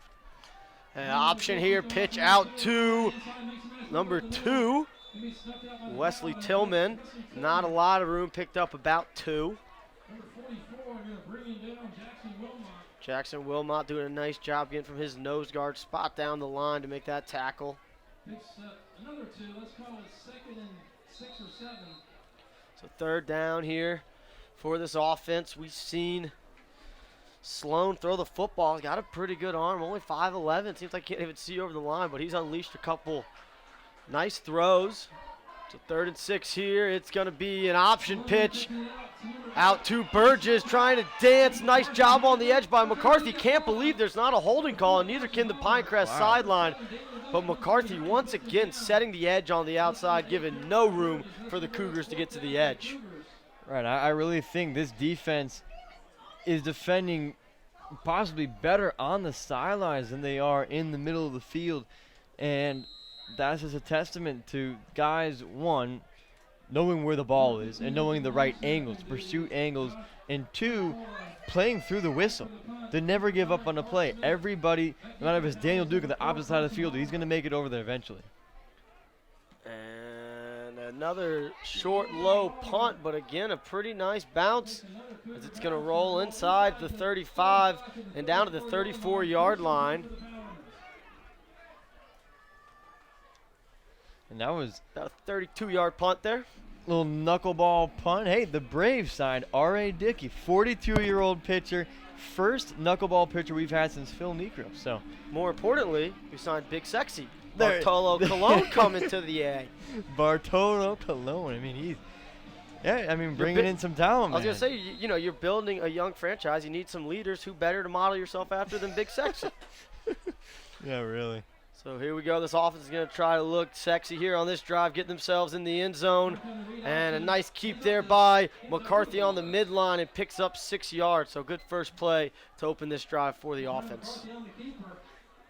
Right, the offense, they need to score here to set a tone and kind of prove to themselves that they can do something in this half and really get the advantage coming down into the fourth quarter. I mean, we're not halfway done with the third quarter yet, but I think we need to be up by 2 scores going into the fourth quarter just to get some confidence in the team, So 2nd and 4 here for the offense. McCarthy under center. Hunter Hawk is the B-back. It's going to be a give to Hawk. He hurdles the line of scrimmage and picks up a first down. Nice burst there from Hunter Hawk, the freshman. And Hunter Hawk, again, his impact on a team, given his the level of his experience going into the season, his impact is you can't overestimate. Right. It's really made such a bit and it filled the gaps when we need him in players. Early season injury to Will Patota kind of forced Right. Hunter Hawk into duty on the defensive side of the ball, and he's come along really nicely to give Brooks Binkley a break as that B-back. And we see him there, runs for a first down on a 7-yard carry, and it's going to be a midline, and nice play there by Fernicola. Tell you what, Fernicola's been making plays all over the field on the defensive side of the ball. We see him catch a deep out route for a first down in the first half. So there's some playmakers for this Brookstone team. Again, 4-6 coming into the game. 24th team, the last team to make the playoffs, but they're playing with nothing to lose right now. Right. That 4-4 front. Got 8 guys within about 4 yards of the line of scrimmage. Paladins trying to move these chains short and sweet, and there's Baroses up the middle. Not a lot of room. Big number 75 in there for the Cougars. That was Mason Dinamore. Yeah, I mean, this Cougars defensive line really coming along and I think getting better throughout the game. And I think it's time for this offensive line to, kind of get that initial pop, get the pop in their pads, and really show them, look, we're here to block. We're not just gonna let you run right through us. Show that your line is bigger, faster, stronger than the other line. Exactly. And late in the games, that's gonna make a difference here. As it looked like they try to draw him off sides on the 3rd and 9. It's going to be a pass here for McCarthy. Pressure in his face. Hill trying to chase him down. Looks downfield. He's got Downs. Oh. And Downs given everything for it. Laying out. Could not haul that one in. And it'll bring up 4th down for the offense. And it looks like another punting situation. And that's just Ryan McCarthy's arm strength. You see the replay right here. That's a 40-yard throw on the run. Excuse me, that's almost 50-yard throw in the air, getting hit near the sideline. He's so strong and really a pass over the that playbook. Was inches away from being so catchable. Close. Great effort there from Downs, just couldn't quite haul that one in. So another stop here from this Brookstone defense. Been strong all night, only allowing the 1 touchdown. McCarthy, a nice punt, and it looked like that was a fair catch. A little late there. One wave there from Burgess, but punt fielded at the 22. A 39-yard punt there for McCarthy. We see McCarthy boom. He had a couple games back. He had 2 50-yarders, so we know Coach Winter loves the field position battle, so that punt game and those special teams, talk about special players making special plays. Special teams making special plays. I can't even blame my my tongue twisters on the long ride this week. Short drive up the road. We're here in Cumming, Georgia, between the pines, and it's going to be a handoff. It's the PA now. It's just not sure where the football went. I agree with him, but it was Hill on the carry. He picked up 3 yards, bring up a 2nd and 7 for the Cougar offense. Ben Sloan, the sophomore quarterback, done a nice job leading this offense. We saw the freshman Clark Smith for 1 drive, but Sloan right back in. And I think this Cougar offense really should be grateful to their defense for the job they've done so far. Keeping the Cougars in this game, I think, is their defense. And another give to Hills. He's got some room. Runs over Carson Holler before Ryan McCarthy knocks him down. But a big-time run and a first down for the Cougars as they move the chains. 4:41 on the clock. It'll restart once the chains get set. Sorry, the replay right here, this is something that doesn't happen very often. Carson Holler just not in the right position to get that low pad level, and he just bounces off him. That's just technique. Because obviously Holler was a bigger, stronger guy, and that just shows you how valuable the tackling technique is.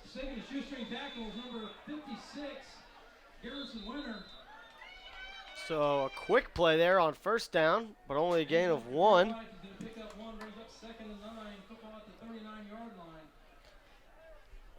So we approach 4 minutes here in the 3rd quarter. Nobody's found the end zone yet in the second half. Paladins scored the only touchdown of the game on a 5-yard McCarthy run in the second quarter.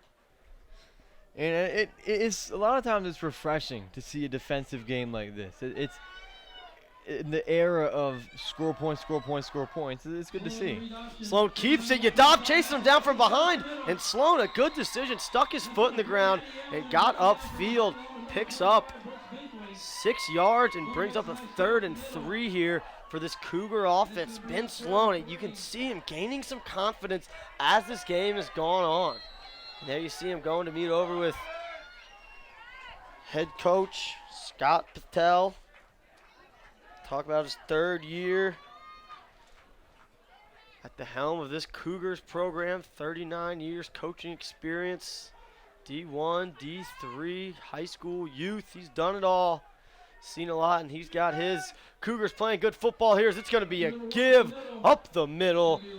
Josh Long, all 250 pounds of him, bowling forward, but a nice job there by the defense to keep him short. Very nice job. And if I'm Brookstone, well, I mean, the spot looks a little short of where I thought it was, but. What, are you going to challenge the play if you're Brookstone? No, I mean, I was going to say go for it, but I mean, that's a long yard, so. So we'll see what they decide to do. Ball on their side of the 50, and it looks like it's going to be Ben Sloan in the offense. There we go. Out on the field here. 4th and 1, under 2.5 to play here in the 3rd quarter. How about this crowd getting into it now? Ben Sloan up under center. Hill right behind him. Hill's gotten some carries up front. See if they try to draw this Pinecrest defense off sides. Looks like they did with that dummy count there. They reset, and a timeout there called by the Cougars.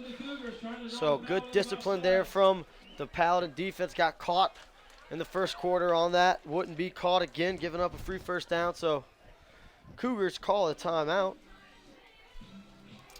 As a certified financial planner, Pinecrest Academy family member Bill Kiernan brings the professional certification that provides peace of mind that you will receive sound advice for your financial planning needs. Bill provides safe money strategies. Whether you're looking to participate in market gains or avoid costly money management fees to grow your wealth, Bill can provide support and guidance. Follow the lead of many of your friends at Pinecrest and call Bill at 678-776-4592 to learn what he can do for you. You can rest assured that following safe money strategies with Bill can provide the asset growth that you desire.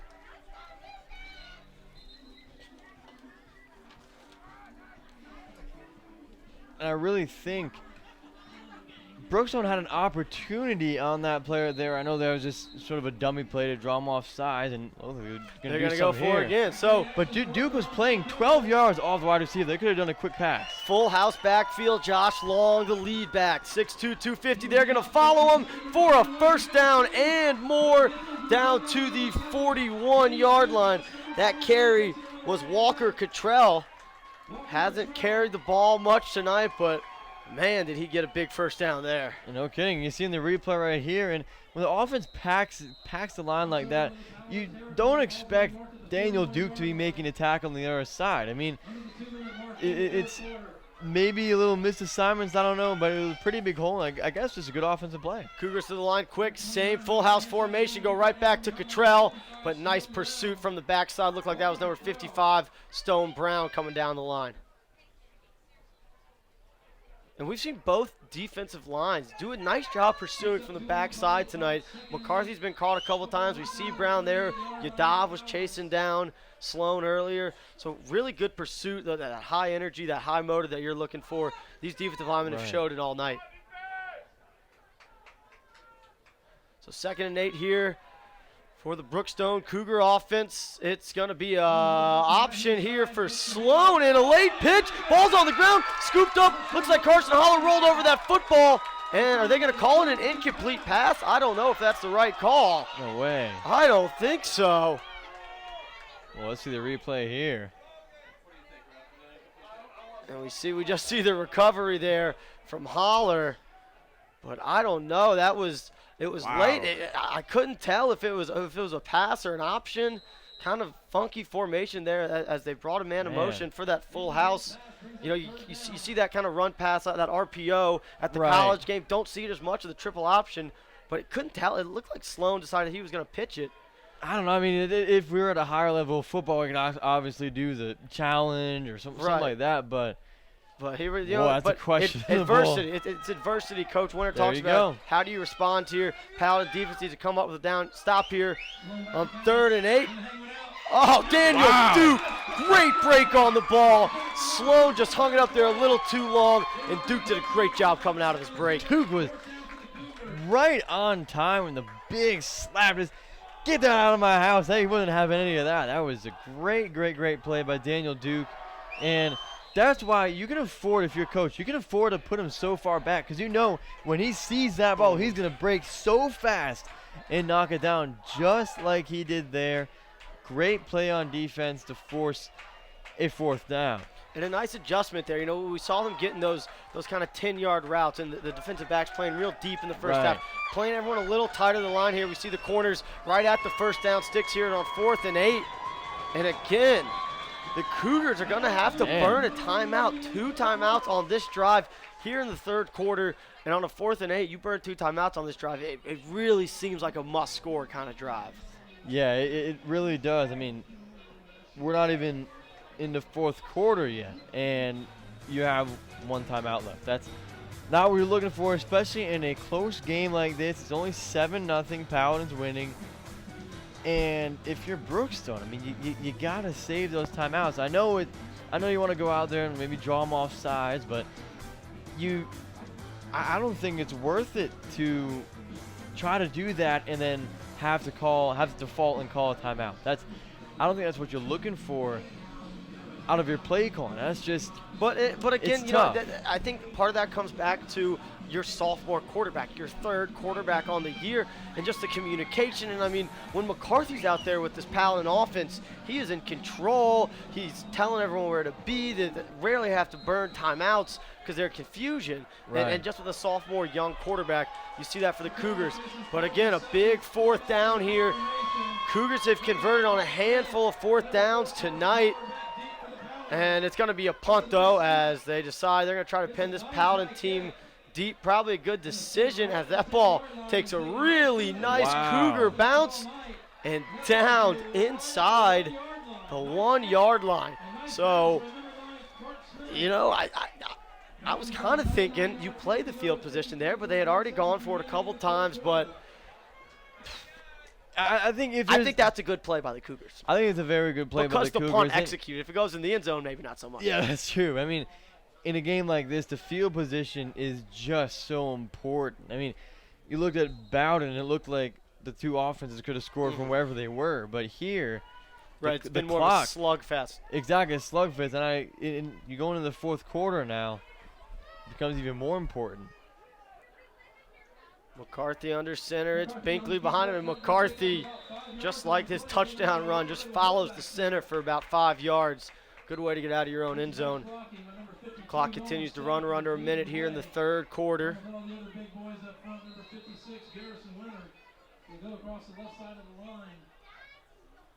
So again, this is where you want to be bigger, faster, stronger in the trenches.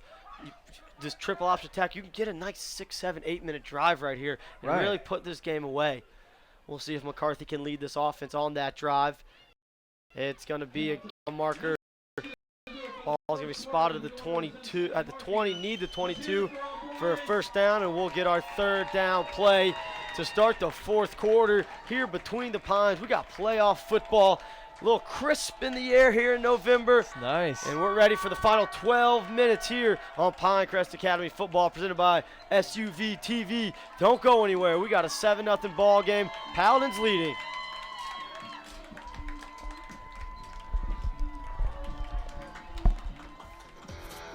This Pinecrest Academy football broadcast is brought to you by Billy Howe Ford, family owned and operated since 1977. Atlanta Rehabilitation and Performance Center, official provider for the Paladins. Team physician, Haynes Sports Medicine and Orthopedic Surgery, and Children's Healthcare of Atlanta Foresight, dedicated to all better.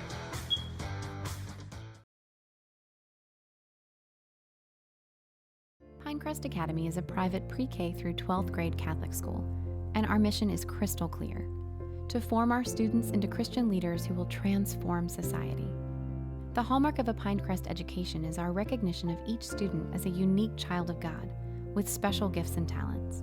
We believe that God is calling these young people to lead their families, their businesses, and their communities in accordance with His teachings.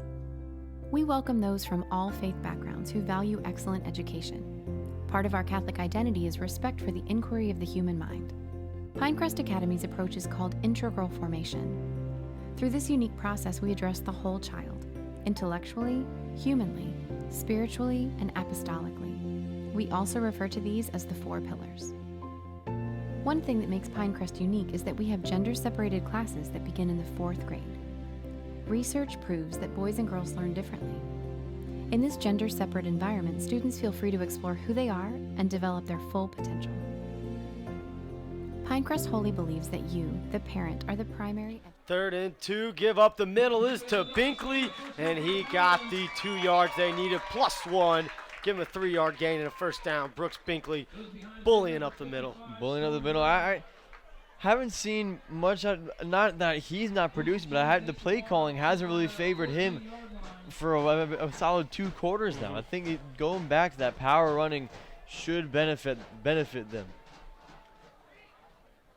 We start the 4th quarter. Paladins driving. This drive started inside their own 1-yard line. And it's going to be McCarthy on the keeper on the midline, bouncing it to the outside. Not a lot of room running to the short side of the field.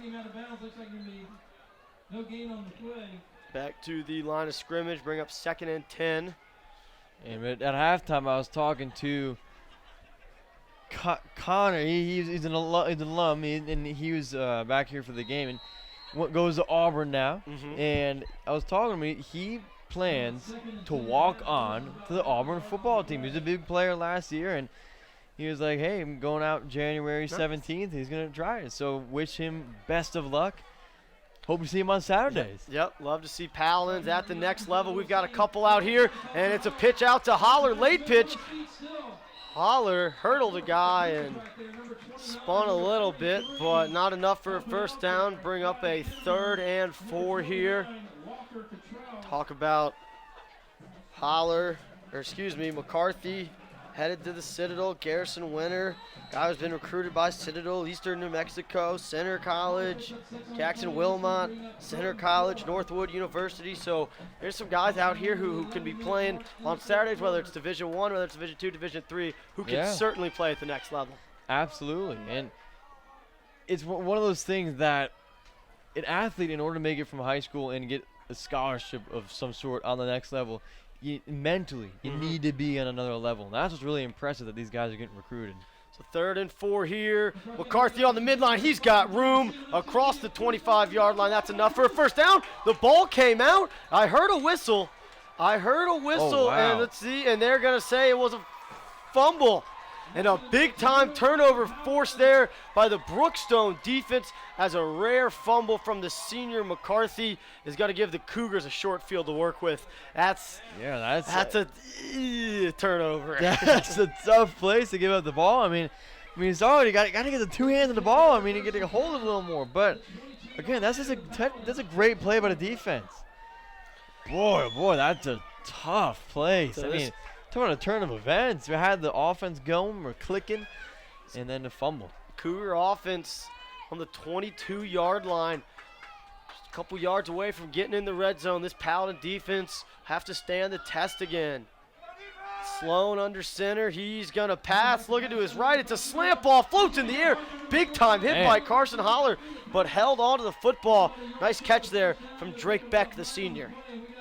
Injured player in the play for Brookstone. That looked like a slant pass, kind of hung in the air there for a second. But Sloan, I mean, this team's throwing the football more and more, getting confident.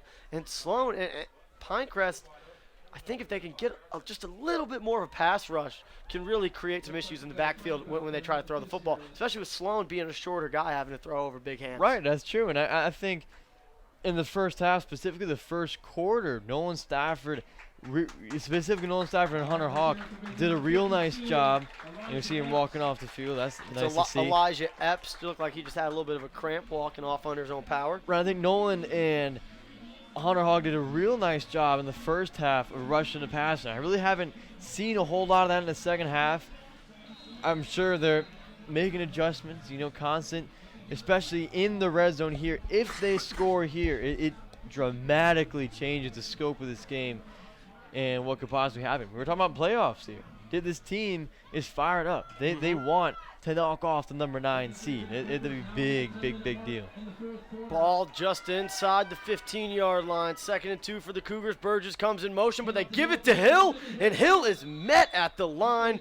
That was Hunter Hawk, man. He delivered a big-time hit there. Yeah, I mean, Hunter Hawk may not be the biggest guy on the field, but when he gets that low pad level and he's got that technique, just pushes right through the guy. I mean, that's, again, that technique. I can't stop talking about it. It's ever since St. Francis, the St. Francis game, it's really appeared to me that it's just the defense doing such, and the special teams too, such a good job. Form tackling.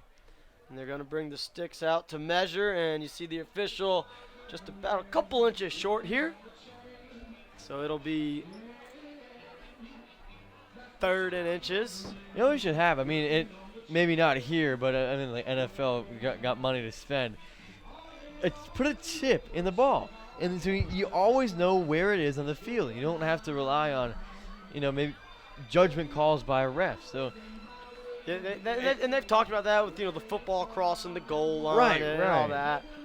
It's an idea. The technology. I mean, we see it. You can see the coaches. These 3 coaches surrounding an iPad right now. Yeah. Watching film, watching what's going on. I mean, the technology, and the way it's impacted the game of football, it makes a big time difference. And we'll see if the Paladins can find a little bit of an edge here on this 3rd and short. Ball on the 11-yard line. I got no doubt it's going to be 2-down territory here for the Cougars.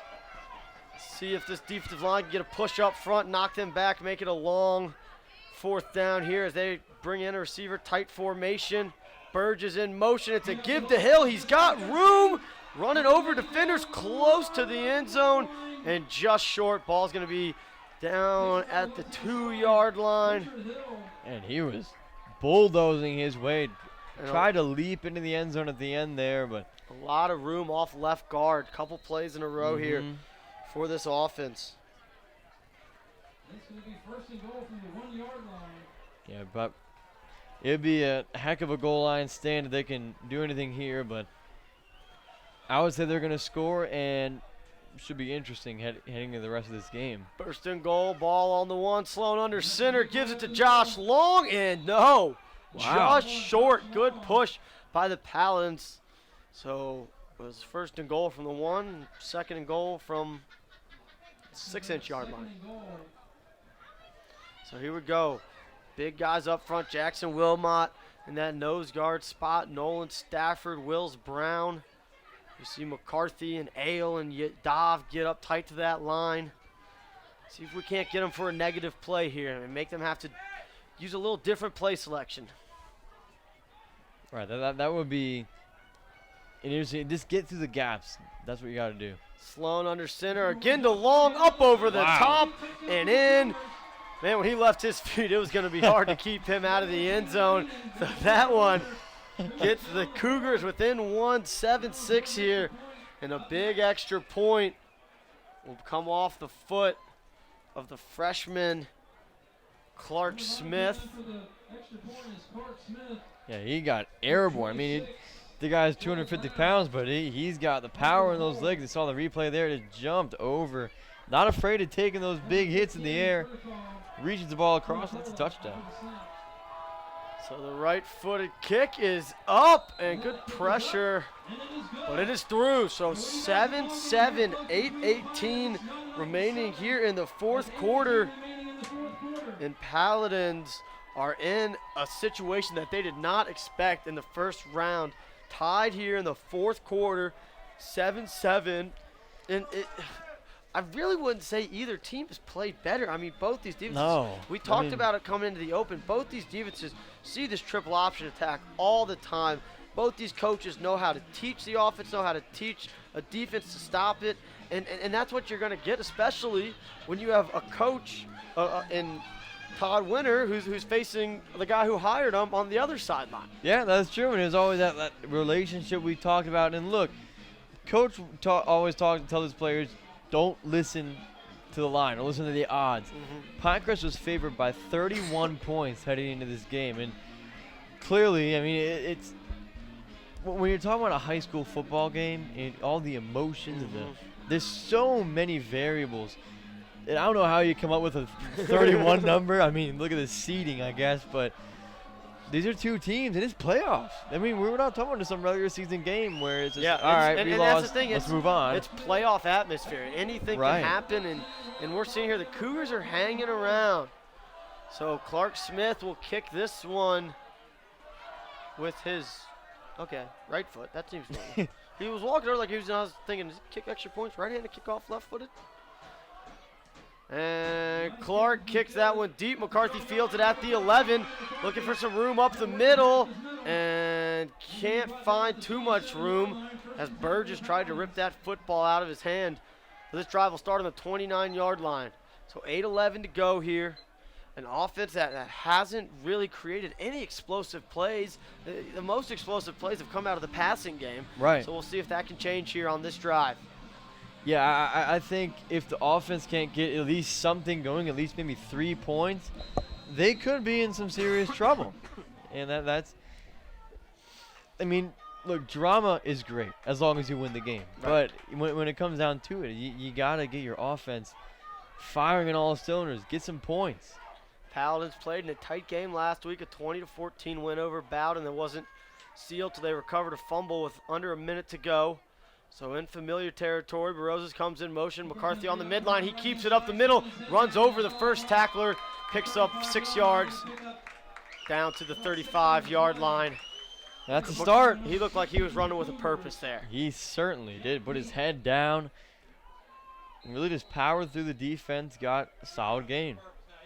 And here's where you need your seniors to step up. Coach Winter said this group doesn't want to stop playing. They want to be out of the practice field on Monday. Your seniors need to step up, make plays on the field, be great leaders, and we'll see if McCarthy and Holler and the rest can follow. Here we go. McCarthy up the middle, again on the midline, another 6-yard gain, and a first down ball across the 40-yard line to the 42, 7.5 remaining in the fourth quarter. You and I were talking before the game off air. We're wondering which of these teams was going to bring more intensity. Which one's going to play harder? Which one wants it more? That's what it really comes down to in these playoffs. And I've seen that go back and forth all game. Some points where I think Pinecrest is lacking and vice versa. So it's really interesting to see what is going to happen here because I think that's going to really determine the outcome of the game. McCarthy again on the midline, keeps again, not nearly as much room as Josh Long is there to meet him at the line of scrimmage. Is Josh Long ever not there to meet him? I mean, he's just big and he's got that wingspan that he seems like he can just grab anybody from anywhere and he's got him, he's pulling him down. So really, he's an incredible athlete. 6'2", 250, Josh Long, a.k.a. Big Country. Big Country. Out there making plays. So a 2nd and 10 here. Ball on the 42-yard line, 6.5 and counting to go here in the fourth. Game tied at 7. Holler comes in motion. They're going to pitch it out. They're going to try to get the edge. Barozas is there on the edge. And once again, number 15 for the Cougars. We've been calling his name all night, Josh Fernicola. Good pursuit, and that play, which looked like it could get to the edge, only ends up being a 4-yard gain for Holler. You see it on the replay, and just Fernicola gets there, slows him down, and just like the Paladin defense has been flowing to the football, same thing there out of this Cougar defense. So a big third down here. Really need this conversion, otherwise the Cougars may have a chance to go drive the length of the field, take some time off the clock. Yeah, I think it's an obvious passing situation. I mean, we've seen him having a little trouble on 3rd and long. It's not what the offense is made to do. Corey Downs tight. They love the play-action play out of this formation, but it's going to be off to Holler on the counter play. He reached that football close. I think he got it. He's down at the 48-yard line. I think Holler got it. And we see it here on the replay, just a little counter. They get the guard out in front. And right at the end of this play, you see Holler reach that football out with his left hand. And they're going to say he is just short. Critical play right here. Or they're going to bring the chains over. They are going to bring the chains over. So We'll see it here. It'll be right in front of us on the near side. This will be a first down or a fourth and very short for the Paladins. And they extend those chains. I don't know. They're going to say, hey, give him the first down. There you go. That, you want to talk about a game of inches. That's a gain of no kidding. Centimeters right there. But the Paladins will take it. Great last bit effort there by Holler to reach the football and get the first down. Yeah, that's second effort, but it's really what we want. And again, yeah, they just almost tossed the ball out in front of them and pulled it back. Right, yep. Defense can't get it, but so great, first great and play. 10. Paladins on the Cougar side of the 50. Ball on the 49-yard line. Again, tight formation. Binkley, the wide receiver, just outside. The tight end on the top of the screen. It's going to be a give to Hawk up the middle. Gain of 6. Hunter Hawk bursting through that line, getting to the second level before he gets first contact. Hunter Hawk, we're seeing more and more guys getting involved in this offense, and that's what you need to do if the defense is giving you a little trouble. Try some new things, and I think that's what they're doing here, starting to have some results. Again, this tight formation, 2 tight ends to each side. You see Downs at the top of the screen, lined up almost in an H-back spot. Barozas comes in motion. It's going to be Hawk up the middle again. Squeezing through a little bit of a lane for a first down. And it's getting loud. This crowd's getting excited. They feel the momentum. Another first down here for the Paladins. 4.5 remaining. This drive started with just over 8 minutes remaining in the game. Now we're at 4:25, 4:24. We're counting down. Another first and 10. McCarthy under center. Hunter Hawk behind him, got the last 2 carries, picked up a first down. It's going to be a little bit of a speed option. McCarthy tucks that one in, and Josh Long late after the play, both sides. Oh, McCarthy. That was McCarthy. Heck of a play if he actually didn't go down. So they're going to say McCarthy was down after about 3 yards, bringing up a 2nd and 7. Back and forth after the whistle. Both teams need to be smart. No silly 15-yard penalty here. Saw it last week make a difference against a Bowden team. Got one late, gave the Paladins a first down. So 3:40. Only 1 timeout remaining for Brookstone. All 3 for the Paladins. Allen, slow motion. Now he's going to come back. Reset. Clock continues to run. Now it's Barozas, give up the middle to Hunter Hawk. Hunter Hawk had just enough room for that first down and was 1 arm tackle away from breaking it. Man, that would have been a heck of a play, but maybe it's good that he got caught, because look at the clock. Still 3 minutes and 20 seconds. Look at the replay right here. Just gets caught. But look, now you get a chance to run on the clock more. Tick, tick, tick, tick, tick. There you tick. go. You're absolutely right, Boom. I can't do it, man. That's pretty impressive. Another first and 10. Barozas comes in motion. Speed option. McCarthy with the wide decision to keep it and falls forward for a gain of about 7 inside the 20. Under 3 minutes remaining on the clock. And if anything, they can get a field goal. I believe this is well within Stuart Jean's range. If he really gets a boot on it. And so I think the Paladins are in a very good position right now.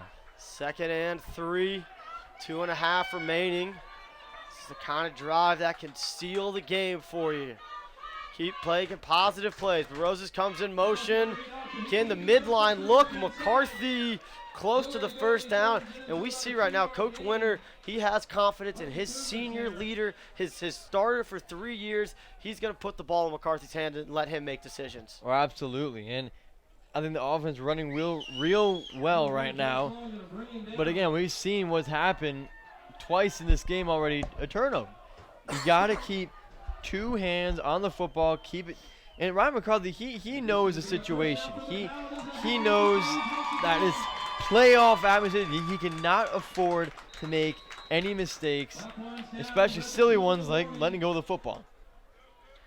So 1st and 10 for the Paladin offense. 2 minutes. We're under 2 minutes here in the 4th quarter. Winner advances to take on the 8th seed Wesleyan in the 2nd round next Friday. Tight formation. Barozas comes in motion. It's going to be a give to Hawk. Up the middle, picks up 3 yards. 1:40 on the clock. Brings up 2nd down. Corey Downs is going to bring the play in. And you don't need a sense of urgency. You got 3 timeouts. No need to feel rushed. Right, don't forget Brookstone has 1 timeout. Right. Again, so Hunter Hawk in the backfield, tight formation. Holler and Barozas the A-backs. Corey Downs, the wide receiver, tight to the formation. It's going to be a speed option. McCarthy keeps it, runs over the tackler, and close to the 1st down. And it looks like just about a half yard short as 60 seconds are on the clock. We're under a minute here between the Pines, 3rd and 1. McCarthy. 0.2 remaining. McCarthy down to the 1 yard line. This is a drive that a triple option attack needs to seal a game like this. Absolutely. You get the ball, 8 minutes left. You just give up a touchdown, and it's adversity. It's adversity, and how are you going to respond? And these Pinecrest seniors, like we've seen them do just about all season long, is they responded really well to that adversity. And we can keep referencing the past season, but the playoffs are almost a completely different season. It's a clean slate. Everybody's equal here. It's a chance for the offense to prove that they can do it in adversity, under the pressure of a playoff crowd, that playoff atmosphere around the school, around the county. The whole week you're talking about playoffs. And Coach Winter, he talked about the players before the Bowden game. And he told his players to treat that like a playoff game.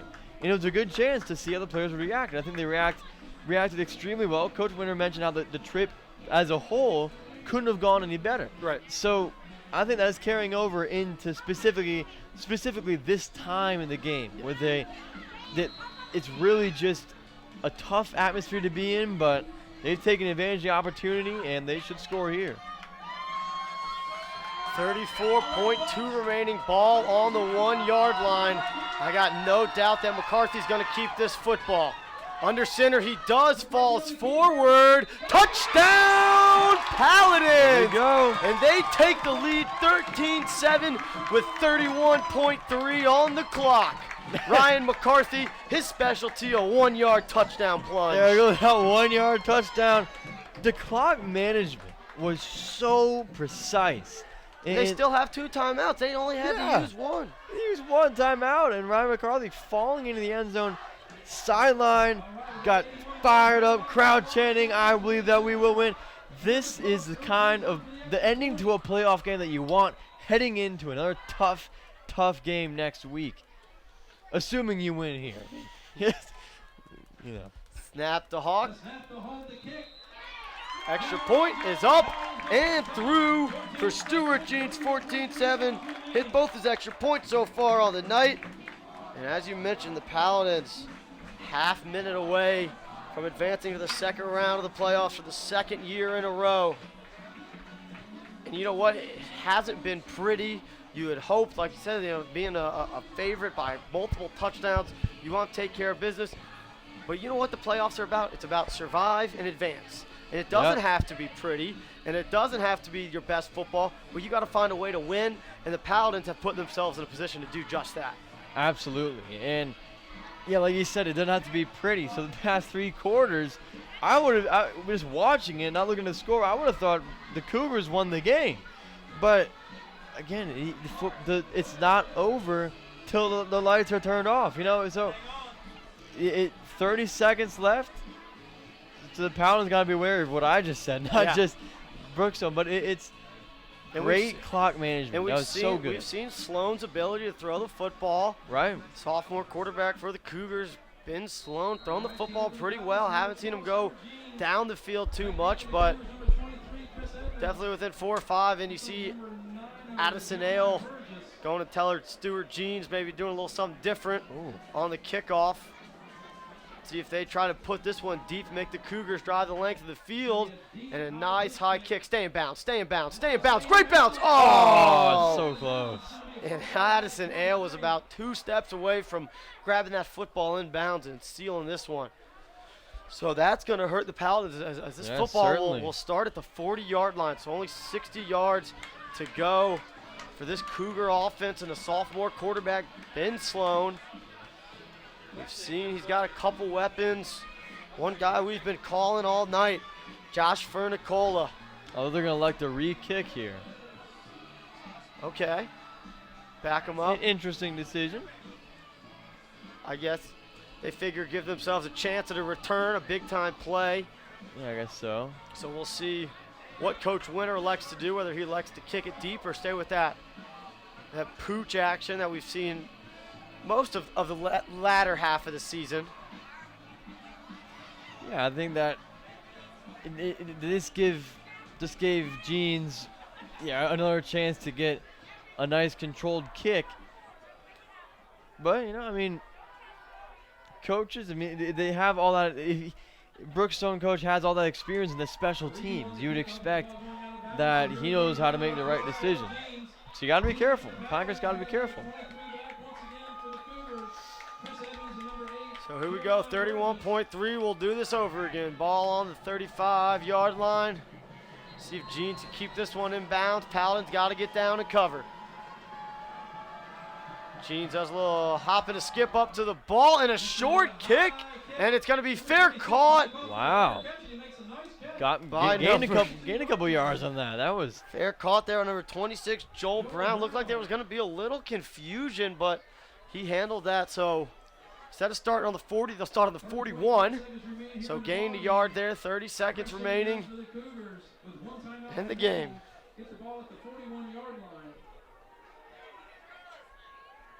And this is going to be it. This drive right here. See if the Pinecrest defense has the advantage, I would say. The time on their side, the timeouts on their side. We'll see what happens. The officials meeting here around the ball.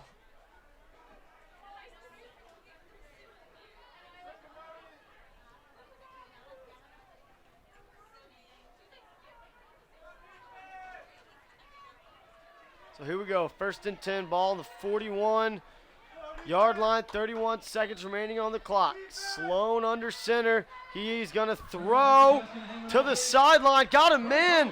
Once again, it's Fernicola. Wow. Big hit there by Daniel Duke on the sideline, but he held on to that football, got across the midfield line, and a first down. That took two seconds. Wow. Yeah, big hit by Duke. Man, yeah, Sloan has got an arm. You seen the replay right there. Good inbounds, job by Duke hold on coming to the ball. up, trying to break that pass up, but a great catch. Like you said, Fernicola's been making plays all night. So again, under center, it's going to be a rollout to his left, setting his feet, ball up in the air. Has a man and getting out of bounds. Another first down. That catch caught by Drake Beck. 22 seconds. So again, Pinecrest giving up some underneath routes. We see it here. You see him deep. Binkley just couldn't quite get to that curl. Looked like he was ready to jump the flat. Got to defend the curl. Keep everything in front of you. We hear the defense chant here from the stands. 1st and 10, 22 seconds remaining. Cougars have 1 timeout left. Sloan 2 for 2 on this drive. 22 yards, got a pair of first downs. It's going to be a throw again. Rolling to his right, pressure behind him. Big throw and overthrows his man. 3 Paladins in the area, intended for Fernicola again. If he had waited just a second more, he might have had number 2, Wesley Tillman, open deep. I don't know if he could have made that throw, or if he would have had time with Nolan Stafford on his back, but he had him down there. Stafford 2 plays in a row is pursuing down the line from his defensive end spot. Just about a step away from getting that sack. 17.5 remaining. Ball on the 38-yard line, 2nd and 10. Cougars not in much of a rush to get this play called. And they're going to have to burn their last time out. Wow. So really, you hate to criticize, but that's really poor clock management. If you get sacked, the game's over. If you throw a pass over the middle that's short of first down, game potentially could be over. So a costly third timeout called there by Coach Pethtel. But talk about it. He's got almost 40 years of experience on the sideline coaching. And to him, maybe it's worth burning that timeout instead of having the wrong call on the field. There was some confusion against sophomore quarterback, third quarterback they've had to play this year due to injury. But a chance here for Pinecrest to regroup with the defense, talk with their defensive coaching staff, and make sure everyone's on the same page. Right. I would expect Pinecrest at this point to come out in sort of a prevent defense. I mean, I'm possibly. I mean, with no timeout, if you don't get out of bounds, or even if you do, you're talking about 2-3 plays at most, I think.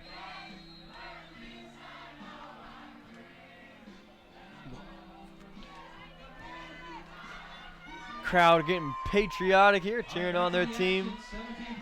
17.5, 2nd and 10, Sloan under center. It's going to be a 3-man rush from the Paladins. Looked like a hold, not going to be called over the middle, and it's caught. They're going to have to go. A big-time catch. The clock will stop momentarily for the first down. Chris Edmonds went up and got that football. Holler delivered a big hit, and they're going to down the football. 10 seconds on the clock. Snap. Ooh. And a flag on the play. Would it have been a previous play or the spike? I believe it was on the spike. Maybe not everyone's set here. It's going to be an illegal motion on the offense. And I don't know. I don't believe the 10-second runoff is in effect, so it'll just back them up 5 yards. But just like that, they're right in this game. Yep. Miss Sloan's arm, man. Couple out routes. Found Edmonds over the middle there. So it brings up a 1st and 15, 10 seconds left, ball on the 26-yard line. This bend but don't break defense has been so good all year. Can they get one more turnover? They had one late last week to seal the win over Bowden. Haddison Hale forced a fumble and jumped on. We'll see if they can do that again here. Sloan under center, 2 receivers to his right, 1 to his left. He's going to drop back. He's going to get pressure from behind. He's going to take off and run. If he doesn't get a first down, this game's going to be over. He's tackled. He doesn't have the first down, and this one is over. The Paladins survive and advance 14-7. The defense once again coming up big. It wasn't pretty, but it was exactly what it needed to be, and that's a win.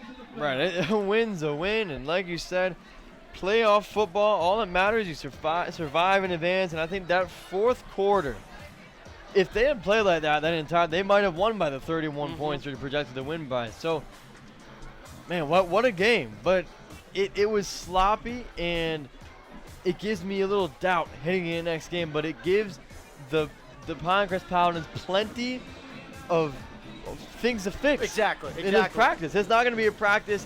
At least they know what their problems are. Right. They didn't hide their problems. The things weren't glossed over. They know exactly what to fix. Right, and again, sometimes a first-round game like this can kind of refocus that attention. It's a long season. Getting out on that practice field every week, it's a grind, but these guys have earned the opportunity for one more week on the practice field. A 7.5-minute drive orchestrated by McCarthy, a mix of him and Hunter Hawk up the middle, drove this offense down the field, and the defense came up when they needed to. Once again, bend but don't break, and the Paladins, behind 2 short rushing touchdowns from their senior leader at quarterback Ryan McCarthy, knock off the Brookstone Cougars 14-7 here between the Pines. John Paul, final thoughts before we step out of the booth for the final time between the Pines. We'll be back next week, don't worry. Yeah, I just think it's defense stepped up. Defense stepped up, and offense, a lot to work on, a lot to improve on. But obviously, Ryan McCarthy, I thought he really took control of that last drive, that last touchdown drive, and I think got some momentum. See the teams meet here at midfield. The Paladins improved to 8-3 on the season and advanced to the second round of the Class A Private School State Championship Tournament. They'll be on the road at number 8 seed Wesleyan next Friday. Don't miss that. November means one thing, high school playoff football, and we're glad you tuned in with us tonight on Pinecrest Academy Football, presented by SUV TV. For John Paul Hoover, our entire staff, I'm Ned Case. Thanks once again for tuning in. Have a lovely Friday and happy Veterans Day.